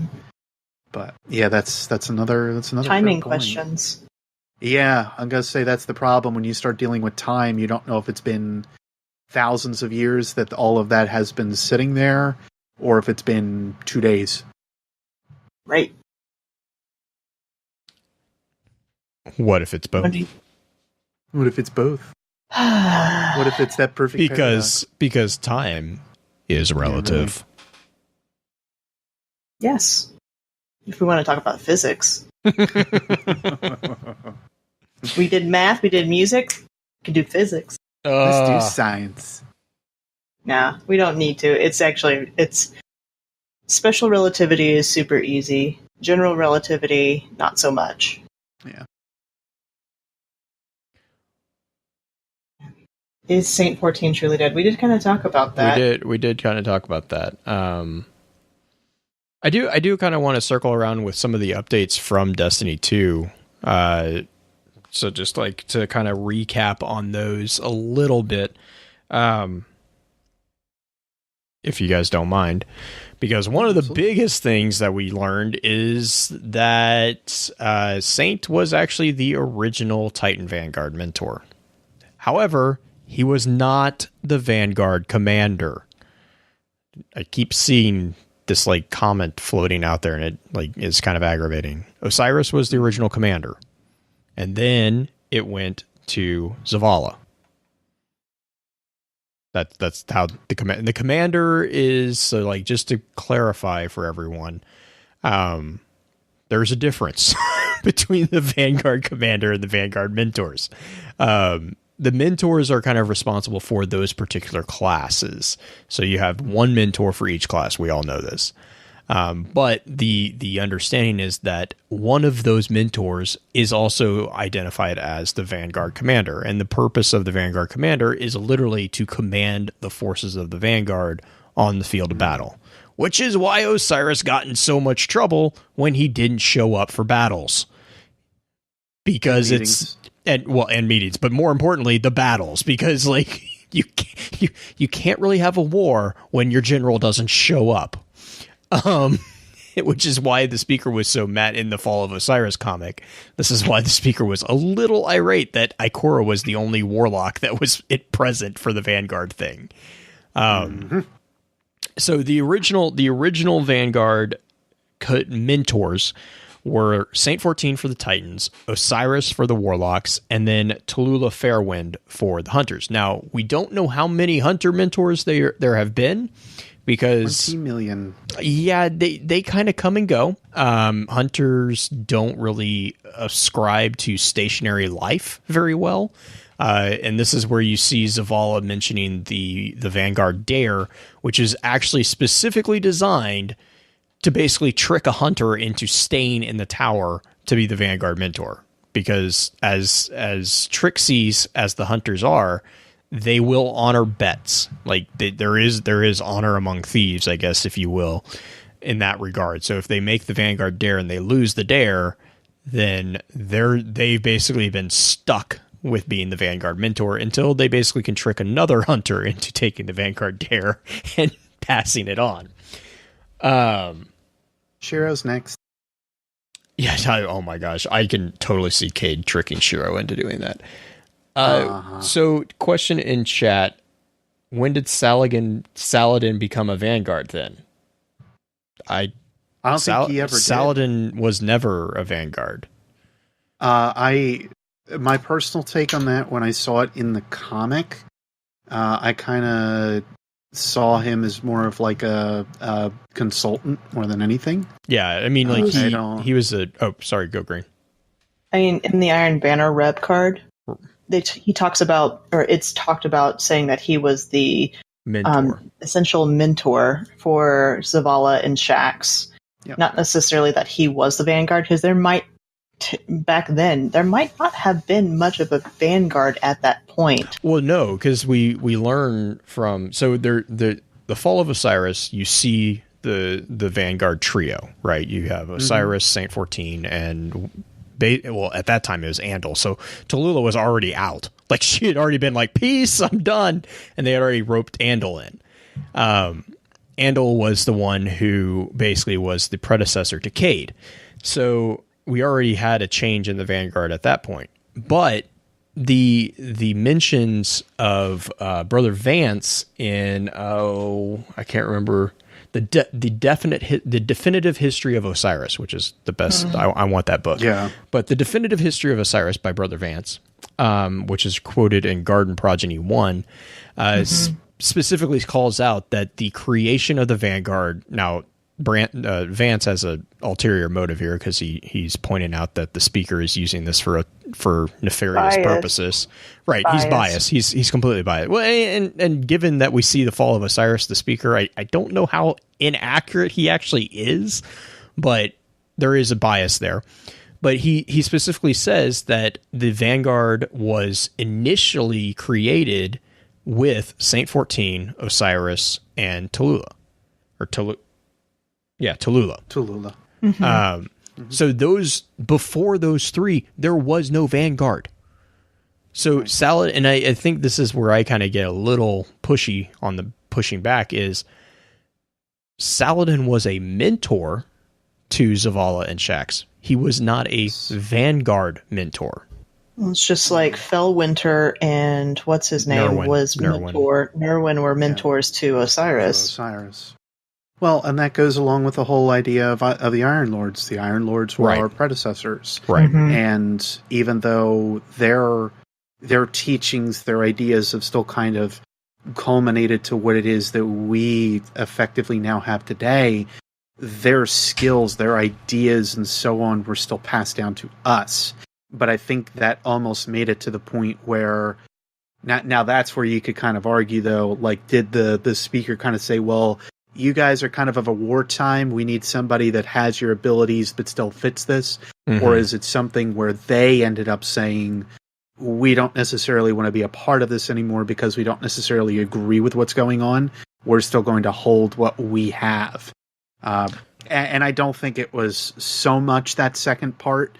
I'm kind of going with extremes, but I think somewhere in the middle is about where that would happen. Plus, you know, Siva kind of killed most of them. Yeah, there's that little factoid. There's that little problem, you know. But the fact that, like, Nerwin, and just to kind of piggyback off of that real fast, the fact that Nerwin and Fellwinter had taught Osiris, like, I think that kind of explains a few things. Like, it just, I'm thinking about, like, how crazy both of those kind of were, and then how it all kind of fit together. Oh yeah. Yeah, I guess kind of, and going off what you were just kind of saying, and then kind of summarizing the whole confusion with Saladin too. So, I might have an answer to people, because Saladin is often referred to as basically the commander of the city's defenses for a period of time, especially during like Twilight Gap in that period. Well, what's the period of time that their Vanguard commander is missing? It's that time. Like, Osiris was out of the picture. He was leaving the city open to attack, to explore the Infinite Forest, which is why we have the issue with the speaker being pissed at him. So you have Osiris originally as the Vanguard commander because of his actions at the Battle of Six Fronts. Osiris, after being instituted as the Vanguard commander, goes off on his own. So that leaves the city without a Vanguard commander and technically without a Warlock Vanguard mentor, which is where Ikora starts stepping up. Well, Ikora steps up to be a mentor, but Ikora doesn't have the experience to be a commander. And Saint-14, for whatever reason, Saint-14 probably turned it down. Or maybe Saint-14's already on his crusade against the Fallen and doesn't have time. But in the Hunters, I love Hunters, but they're not really Vanguard commanders. They're not the generals. They're squad leaders, but they're not generals. And so what happens is they don't have a Zavala at this point. So that role needs to be filled because they are in the middle of a war with the Fallen. So yes, Saladin kind of steps into the role of the commander of the city's defenses, but he's not related to the Vanguard in the sense of being a Vanguard commander. And then when Osiris gets kind of banished, Ikora steps into Vanguard mentor. Saint-14 is sent after Osiris, so that means that they have to fill a Vanguard mentor for the Titans, which brings us to Zavala. And that also, Zavala probably is a better commander than possibly Saint-14. We don't know because we never really see Saint-14 operate on a large scale like the commander would. The closest we get is Twilight Gap. Or no, not quite Twilight, Six Fronts. When he continues to fight. Like, you don't get any strategy from it. But. Right, and there's the argument there that he's associated with Firebreak. And the Firebreak were the ones who broke order. Which would not surprise me, because it sounded like he blindly continued to fight, right, based off of this hope alone. Well, there's that, and then there's a couple parallels between Firebreak armor and headbutts. All the headbutts. Yeah, it's a very, very thin connection, but there is I think it's Ariant. The Ariant helm talks about when you land the headbutt, make sure the trick isn't landing the headbutt, it's learning how to disengage or something like that. It's a really kind of funny little flavor text. But that's kind of the progression of the Vanguard, is like you originally had this like powerful trio, and the Hunters are always kind of been their own thing. So they're trying to take them out of the picture for this conversation. So you have the Titans and the Warlocks. The Warlock event, the original Warlock was the commander, and the Titan was Saint-14. Well, then the commander gets basically exiled. So you don't have a commander or a mentor. Well, the Titan mentor is basically assigned to go hunt down the Warlock mentor who has been exiled. So now you don't have a Titan mentor. So you replace the mentor with the Warlocks with Ikora, who is a student, not a commander, and you replace the Titans with Zavala, who is a warrior who was trained directly by Saladin. So it does make sense that Zavala would take the place of Vanguard commander. Here's a question. Yeah. Or here's a observation more so than actually a question. Saint-14, was he still a Vanguard mentor when he was out fighting the Fallen? Because we've never seen the Vanguard leave the tower until they were forced to. Maybe that's why he wasn't a mentor anymore, is because he was more hunter than people like to admit. Well, did the speaker send him out? Because I still view Saint-14 as kind of the speaker's right hand. Well, he's described as such too. Right. So maybe the speaker had him step down from the position to put Zavala in there so he could go out and do whatever, I don't necessarily want to call it dirty work, but take care of things. Right. Take care of the devils, the fallen devils and stuff like that. And then go after Osiris himself, which he didn't sound exactly pleased about having to do. Well, he also like had just told the speaker, he's like, I'm too tired to walk back to, or to come back to the city. And the speaker's like, that's nice. I need you to fly across the solar system and hunt down your crazy buddy. He's like, right, Dad, seriously, I'm on the same, arguably the same planet as you. And I told you I'm too tired to freaking come back to the tower. And now you're sending me to a different planet. The epitome of the I am dad. arguably like 100 miles away versus Mercury, which is like, you know, just a few 100 million. I love the response from the speaker. He's like, that's nice. I need you to go to Mercury. It's like, he just the speaker reminds me of, now this is a very, very big stereotype, the dad that wants their kid to be the basketball star. And forces them to go out and practice every day, and eventually just pushes them away because they're like, oh God, I do it because I love you and it makes you proud of me, but I hate it. I want to stop. Let me go play my clarinet. Yeah, are you talking about the speaker still, or was there some kind of family event I missed there? Oh no, I played saxophone. I'm fine. That's true. All right, you were probably talking about a sister then. Flute player. Yeah. Kills my theories again. Yeah, it just kind of goes along with the fact that like the speaker is the bad coach versus everybody else. He's like, I think, I don't know necessarily if he's a bad coach, because to Green's point though, if Saint-14 is better at being in field work and Zavala is better at being command, then repositioning the forces to be more aligned with their strengths, actually, I mean, that makes a lot of sense from a leadership perspective, right? You want your units to be at the highest synergy, so that they sync better. That makes perfect sense. So I can see, Green, what you're saying. I could totally see that being the case, where he's like, okay, yeah, we tried it out. This is not your forte. This is not where you belong. I love you, but you really suck at this job. Well, I wouldn't even say that. I would say that Saint-14 is the most loyal guardian to the speaker, right. Period. And that Saint would be the one that the speaker would trust to go do things that maybe he wouldn't even tell the Vanguard.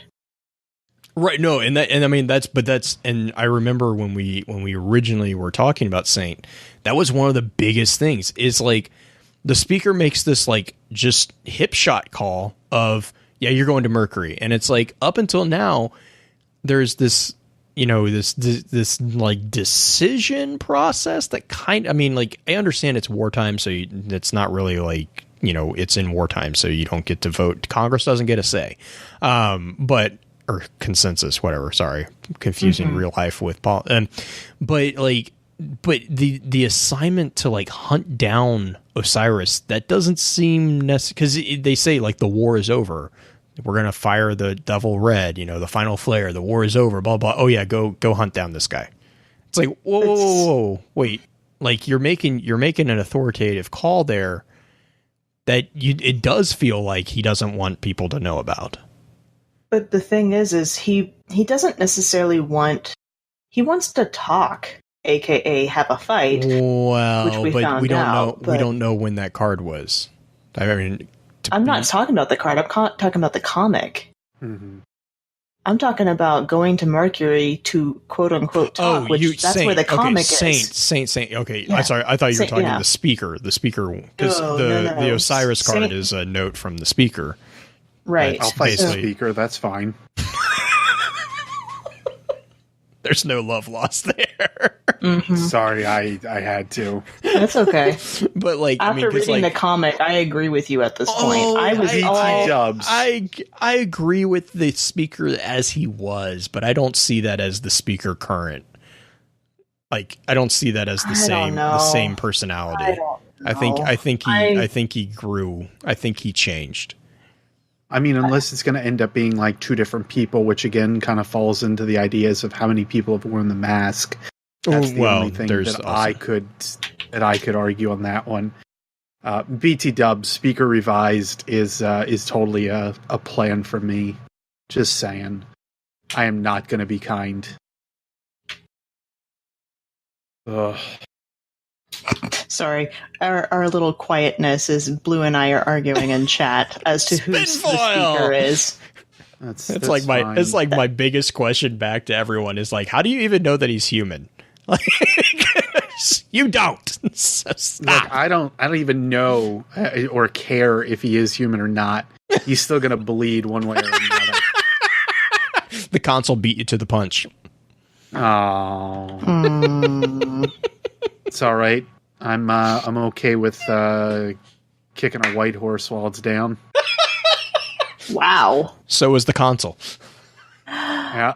Yeah. Oh man! All right. we do have Here a is secretly the console confirmed. We Kex do was actually right have all along. the Kex was right all along. Sorry, I had to on that one. Kex is gonna kill me. He'll be happy. So we did actually get a dispatch real quick. So let's run through those, and then we'll start wrapping up.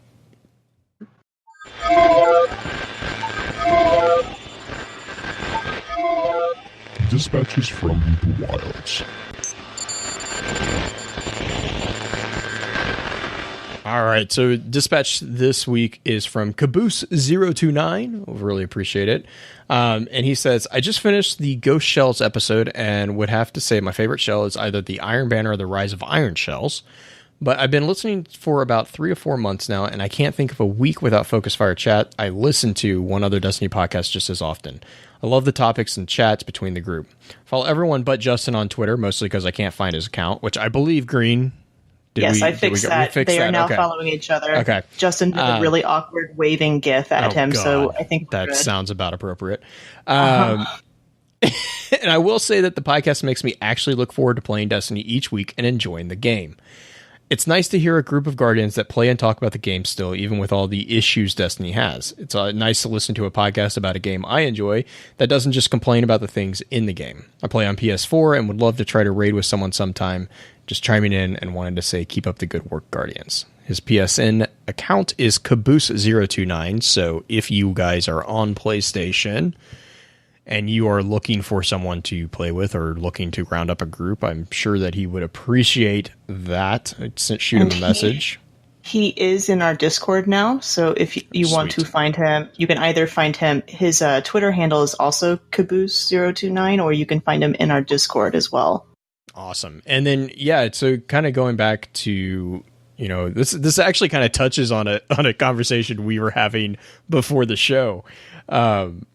It's like, just because you don't like a game doesn't mean that you have to like poop on it, right? Yeah, I mean, this Beard and I were kind of talking about this with Monster Hunter. I don't really have any interest in it. I'm really excited for it. Like there is an odd, weird mixture there. I'm excited to see people get excited for a game, but that doesn't mean that I have to enjoy that game. But that also, it flips also. Like, so I guess what I'm saying is and I'm pretty sure Green and Beard, and I know Justin and I have said the same thing a lot, and I'm assuming Green and Beard are agreeing. We probably wouldn't be doing this show if we didn't enjoy the game.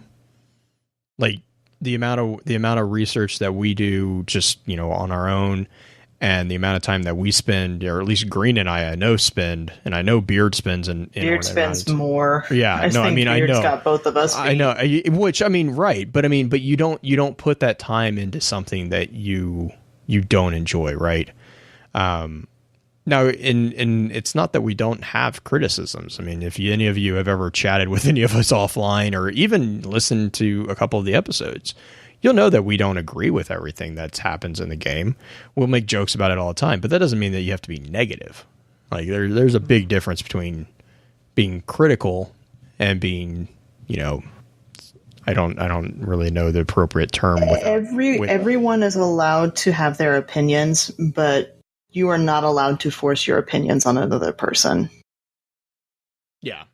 Well, and there's that, and then there's also like criticism for just criticism to me doesn't make sense. Like, constructive criticism is my general like guideline. I usually won't voice my criticism unless I have an idea of an option to fix it.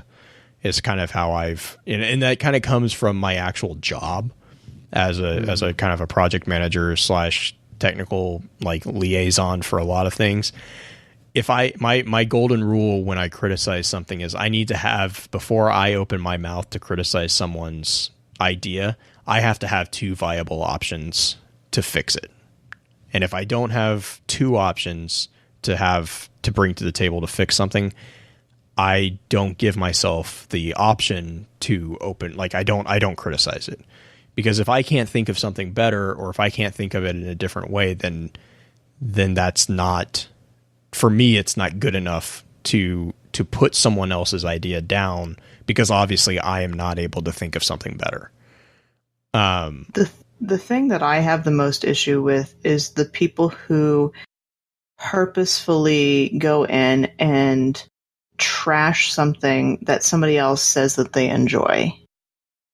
And it's not even... Well, that's just trolling. I mean, that's just... Right. Yeah. I see a lot of that still happening, unfortunately. But it's not... I'm not saying it's a unique thing to Destiny. It is... it's happened forever. Halo community had a ton of it, too. Yeah, well, it still does. It still does. Mm-hmm. It's just... But I mean, like, and so, like, I appreciate the hell out of this email, because this is something that, you know I struggle with a lot, especially with the Destiny community being kind of at the point where it is. There's a lot of frustration in it, and then some of it's rightful. Like, I mean, some of it is righteous frustration. And like my difference of opinions, which Beard and we've talked about that on episodes before. We have different opinions, and I have a different opinion than it seems like a lot of the community does about some of the mechanics. But that's also, I mean, ultimately, I'd also counter argue with that's not the point of this podcast. Like, I mean, there's plenty of podcasts out there who are slicing and dicing the mechanics of Destiny and any other game that you want. Like, there are plenty, even within the Guardian Radio Network, Guardian One, Guardian Radio, they all are talking about, the This Week at Bungie, the development updates, all that. Whereas we have the lucky defense of like, that's nice, I'm going to talk about the story. So as long as there's a story, that's what I'm going to be talking about. I think that's partly what's helped insulate this show in particular, because we are talking about the story aspect. We're not talking about the mechanics that everybody's yelling about. Granted, the stuff that everybody's upset about, which I am upset about various aspects of it too, don't get me wrong, there are things I wish they would change. Seeing that is still unnerving sometimes. And it's still hard to view as a community member, seeing friends that you've seen on there who used to be so hyped and excited and on board with the same things that you were on board with, suddenly disappear or start saying things that you don't agree with about it. That is hard. That's hard to watch. I've watched my raid team, and some of you who know that I've been part of Focus Fire Check raid or clan. And I've also been a part of the Super Awesome Best Friends Forever clan. But my Super Awesome Best Friends Forever clan doesn't play Destiny anymore, so I came back to the FFC clan because they're still playing. It's hard to watch your friends step away. It's hard to still love a game and still like playing the game and booting up the game, either because you are not interested in any of the other games or you can't afford any of the games that you want to play right now. But there's not the same people there. The good news is there's still a community of people, and I keep finding them on Twitter, and it's a great thing to feel and see when you see somebody who you don't know this person, but you see that they're still positive and excited about the same thing you are. It's harder to find now. And I think banding together in different communities, like our community with FFC, or Guardian Radio, or some of the other communities that are still out there. I think that's important. Yeah, Sorry. and no. That's perfect online with what I was going to say. The other thing is like here's the other thing, guys. It's okay to like other games. Yeah, you can step away. It's okay to take a break from Destiny.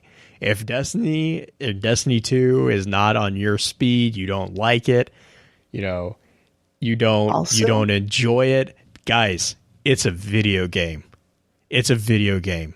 And it's okay to walk away completely if you're done. It is 100%. And you know what? That's a great segue to my next point. That's why Focus Fire, we try to include other games.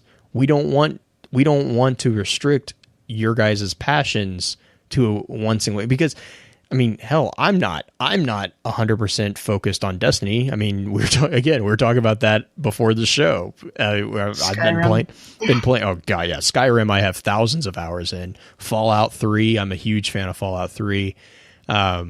Path of Exile is a free to play game. My brother and I have been playing that on pretty much every other night except for reset night.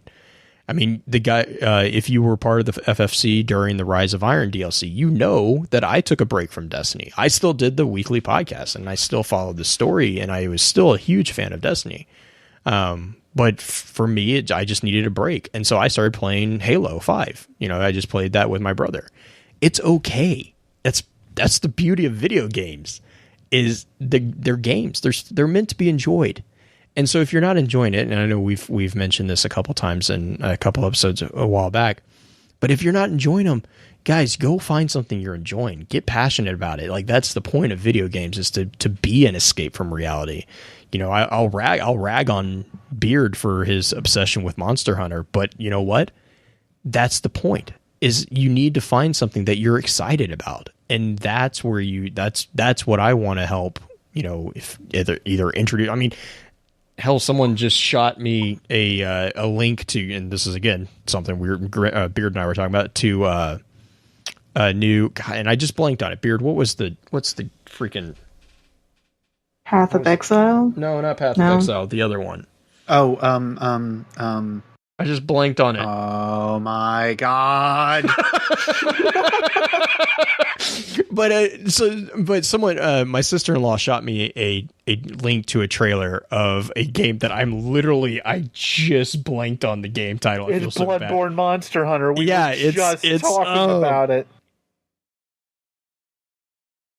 Oh god, yeah. It's gonna come to me as soon as we get done with the episode. But no, but it's a new game. It's from a completely like an indie company. It looks freaking amazing. I'm super stoked about it, and I'm like, this is really cool. And yeah, Green, Green just messaged me. The other cool thing about talking about story is you don't have to play the game to enjoy the story of a game. I know plenty of people who enjoy Halo's storyline who don't own an Xbox. That's the cool thing. It's a story. It's universal. And I mean, that's kind of that's my soapbox that I'll get off of now. Do you want to do God, I'm shout-outs? going to freaking scream because I can't remember this game's name. So there's going to be a tweet that comes. There's probably going to be a tweet in in like 30 seconds after I close the podcast down. It's like, guys, it's this. But yes, let's do shout outs. Maybe I can figure it out before I get to my shout out. Before you get to your shout out. So Greedfall. Here, do you want to do what? Greedfall. Yes. That's what it was. Thank you. I told you, as soon as I'm gonna figure this out. As soon as I was done talking, it was like beep, beep. So yes, Greedfall. Check that game out. Confirmed. Blue is an EXO now. Yeah. So yes, Beard. Shout outs. Shout outs. Shout out to my community, because you guys have been extremely patient with me over the past 3 weeks. Shout out to this community for giving me a week off last week, because I needed it pretty badly. But more than anything, shout out to everybody for letting me take a slightly different direction on the channel, only because, Destiny, if it hasn't been necessarily apparent with me, Destiny has been kind of like up and down. But getting back to kind of the earlier conversation that was just had, that's mostly due to me kind of giving into, my experience of the game has been negatively impacted just by the simple fact that a lot of other people are negative about it. So always consider that when you are acting that way. Yes, this is why people will end up telling you, share your opinions in a respectful manner and do it constructively, because constructive criticism doesn't bug me. But when you are just clearly ragging on somebody, that's when, you end up having me go into depression for about 3 weeks' time, and I wonder exactly what I've been doing for the last year of my life. And it's something that, I thank this community for, and I thank my community for, because I need something different. And that's where I'm hoping that this is at least one way that I can go, with be it Monster Hunter or something else. Other shout outs, however, to individuals. Green, thank you for checking in with me, because over the past couple weeks I've needed that. She's been like on Discord every now and again, just being like, hey, just gonna jab you with my elbow a little bit. Did you die yet? No, it's more of, I got this random spin foil thought, and I'm just gonna throw it at you. Yeah. And how are you? And that has helped me a lot with ensuring that I'm, keeping my brain a little bit more active in the right manners. So definitely appreciate that. I appreciate anybody that has done that for me over the past few weeks, especially because there have been numerous ones of you. Green's just the first one, and she's present, so I wanted to at least give her a big shout out on that. But thank you to everybody for being patient with me over the past few weeks, or really over the past month. And I'm hoping that I can get everything back in order on my end for you, and also for myself. Because the mindset I was in was not healthy whatsoever. And I will leave it there. All right. Green, what about you?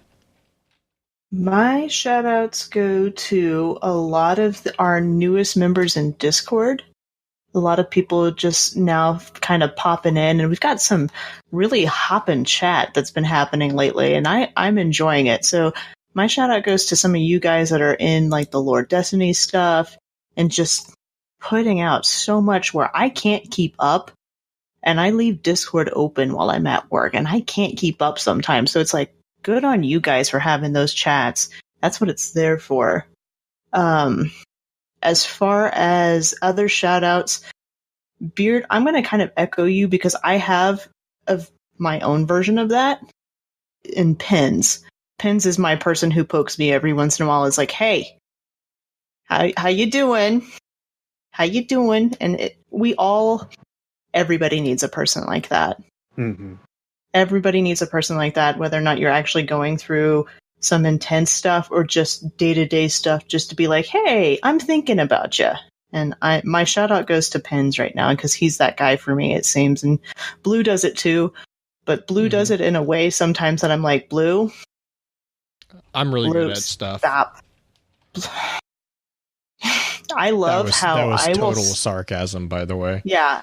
So Blue will ask me and Anna to proofread something for him, and I will tell him something, and he's like, okay. And I can tell he's like, okay, I hear you, but I'm not really going to do anything about it. That's not accurate at all. That's what it feels like. And then Anna says the same thing, and he's like, okay, I better change it. I'm like, yes, that's what I said.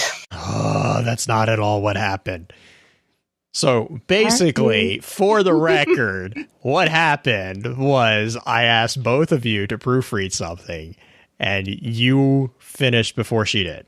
And so I didn't want to start changing stuff until she got done, because she's told me that she was like halfway through with it. And then it's tax season, so she's a CPA. It takes a while. Yeah, I'm just giving him grief because I can. But yes, Blue's like a brother. I do value my wife's word over pretty much everyone else's. So Yes, sorry if you are not my wife, but it'd be awkward. yeah, that's not gonna. Anyways, shout outs for me actually. So we be sure to tune in either to Green's Twitter or to the Focus Fire Twitter for the community feedback, or on the Discord, just weigh in. We'll be tracking those. The topic for next week is going to be the worm gods. We are going to be doing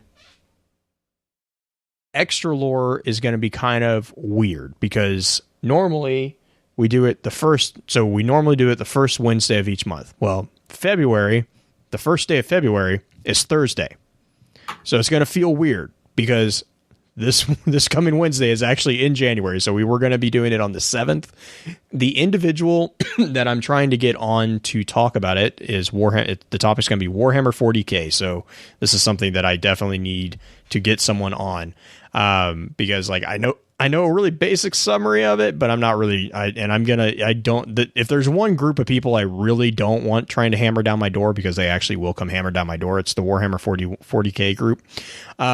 So I'm trying to get someone on who is admittedly a very well-known individual, or not well-known, but a knowledgeable individual on most of the lore.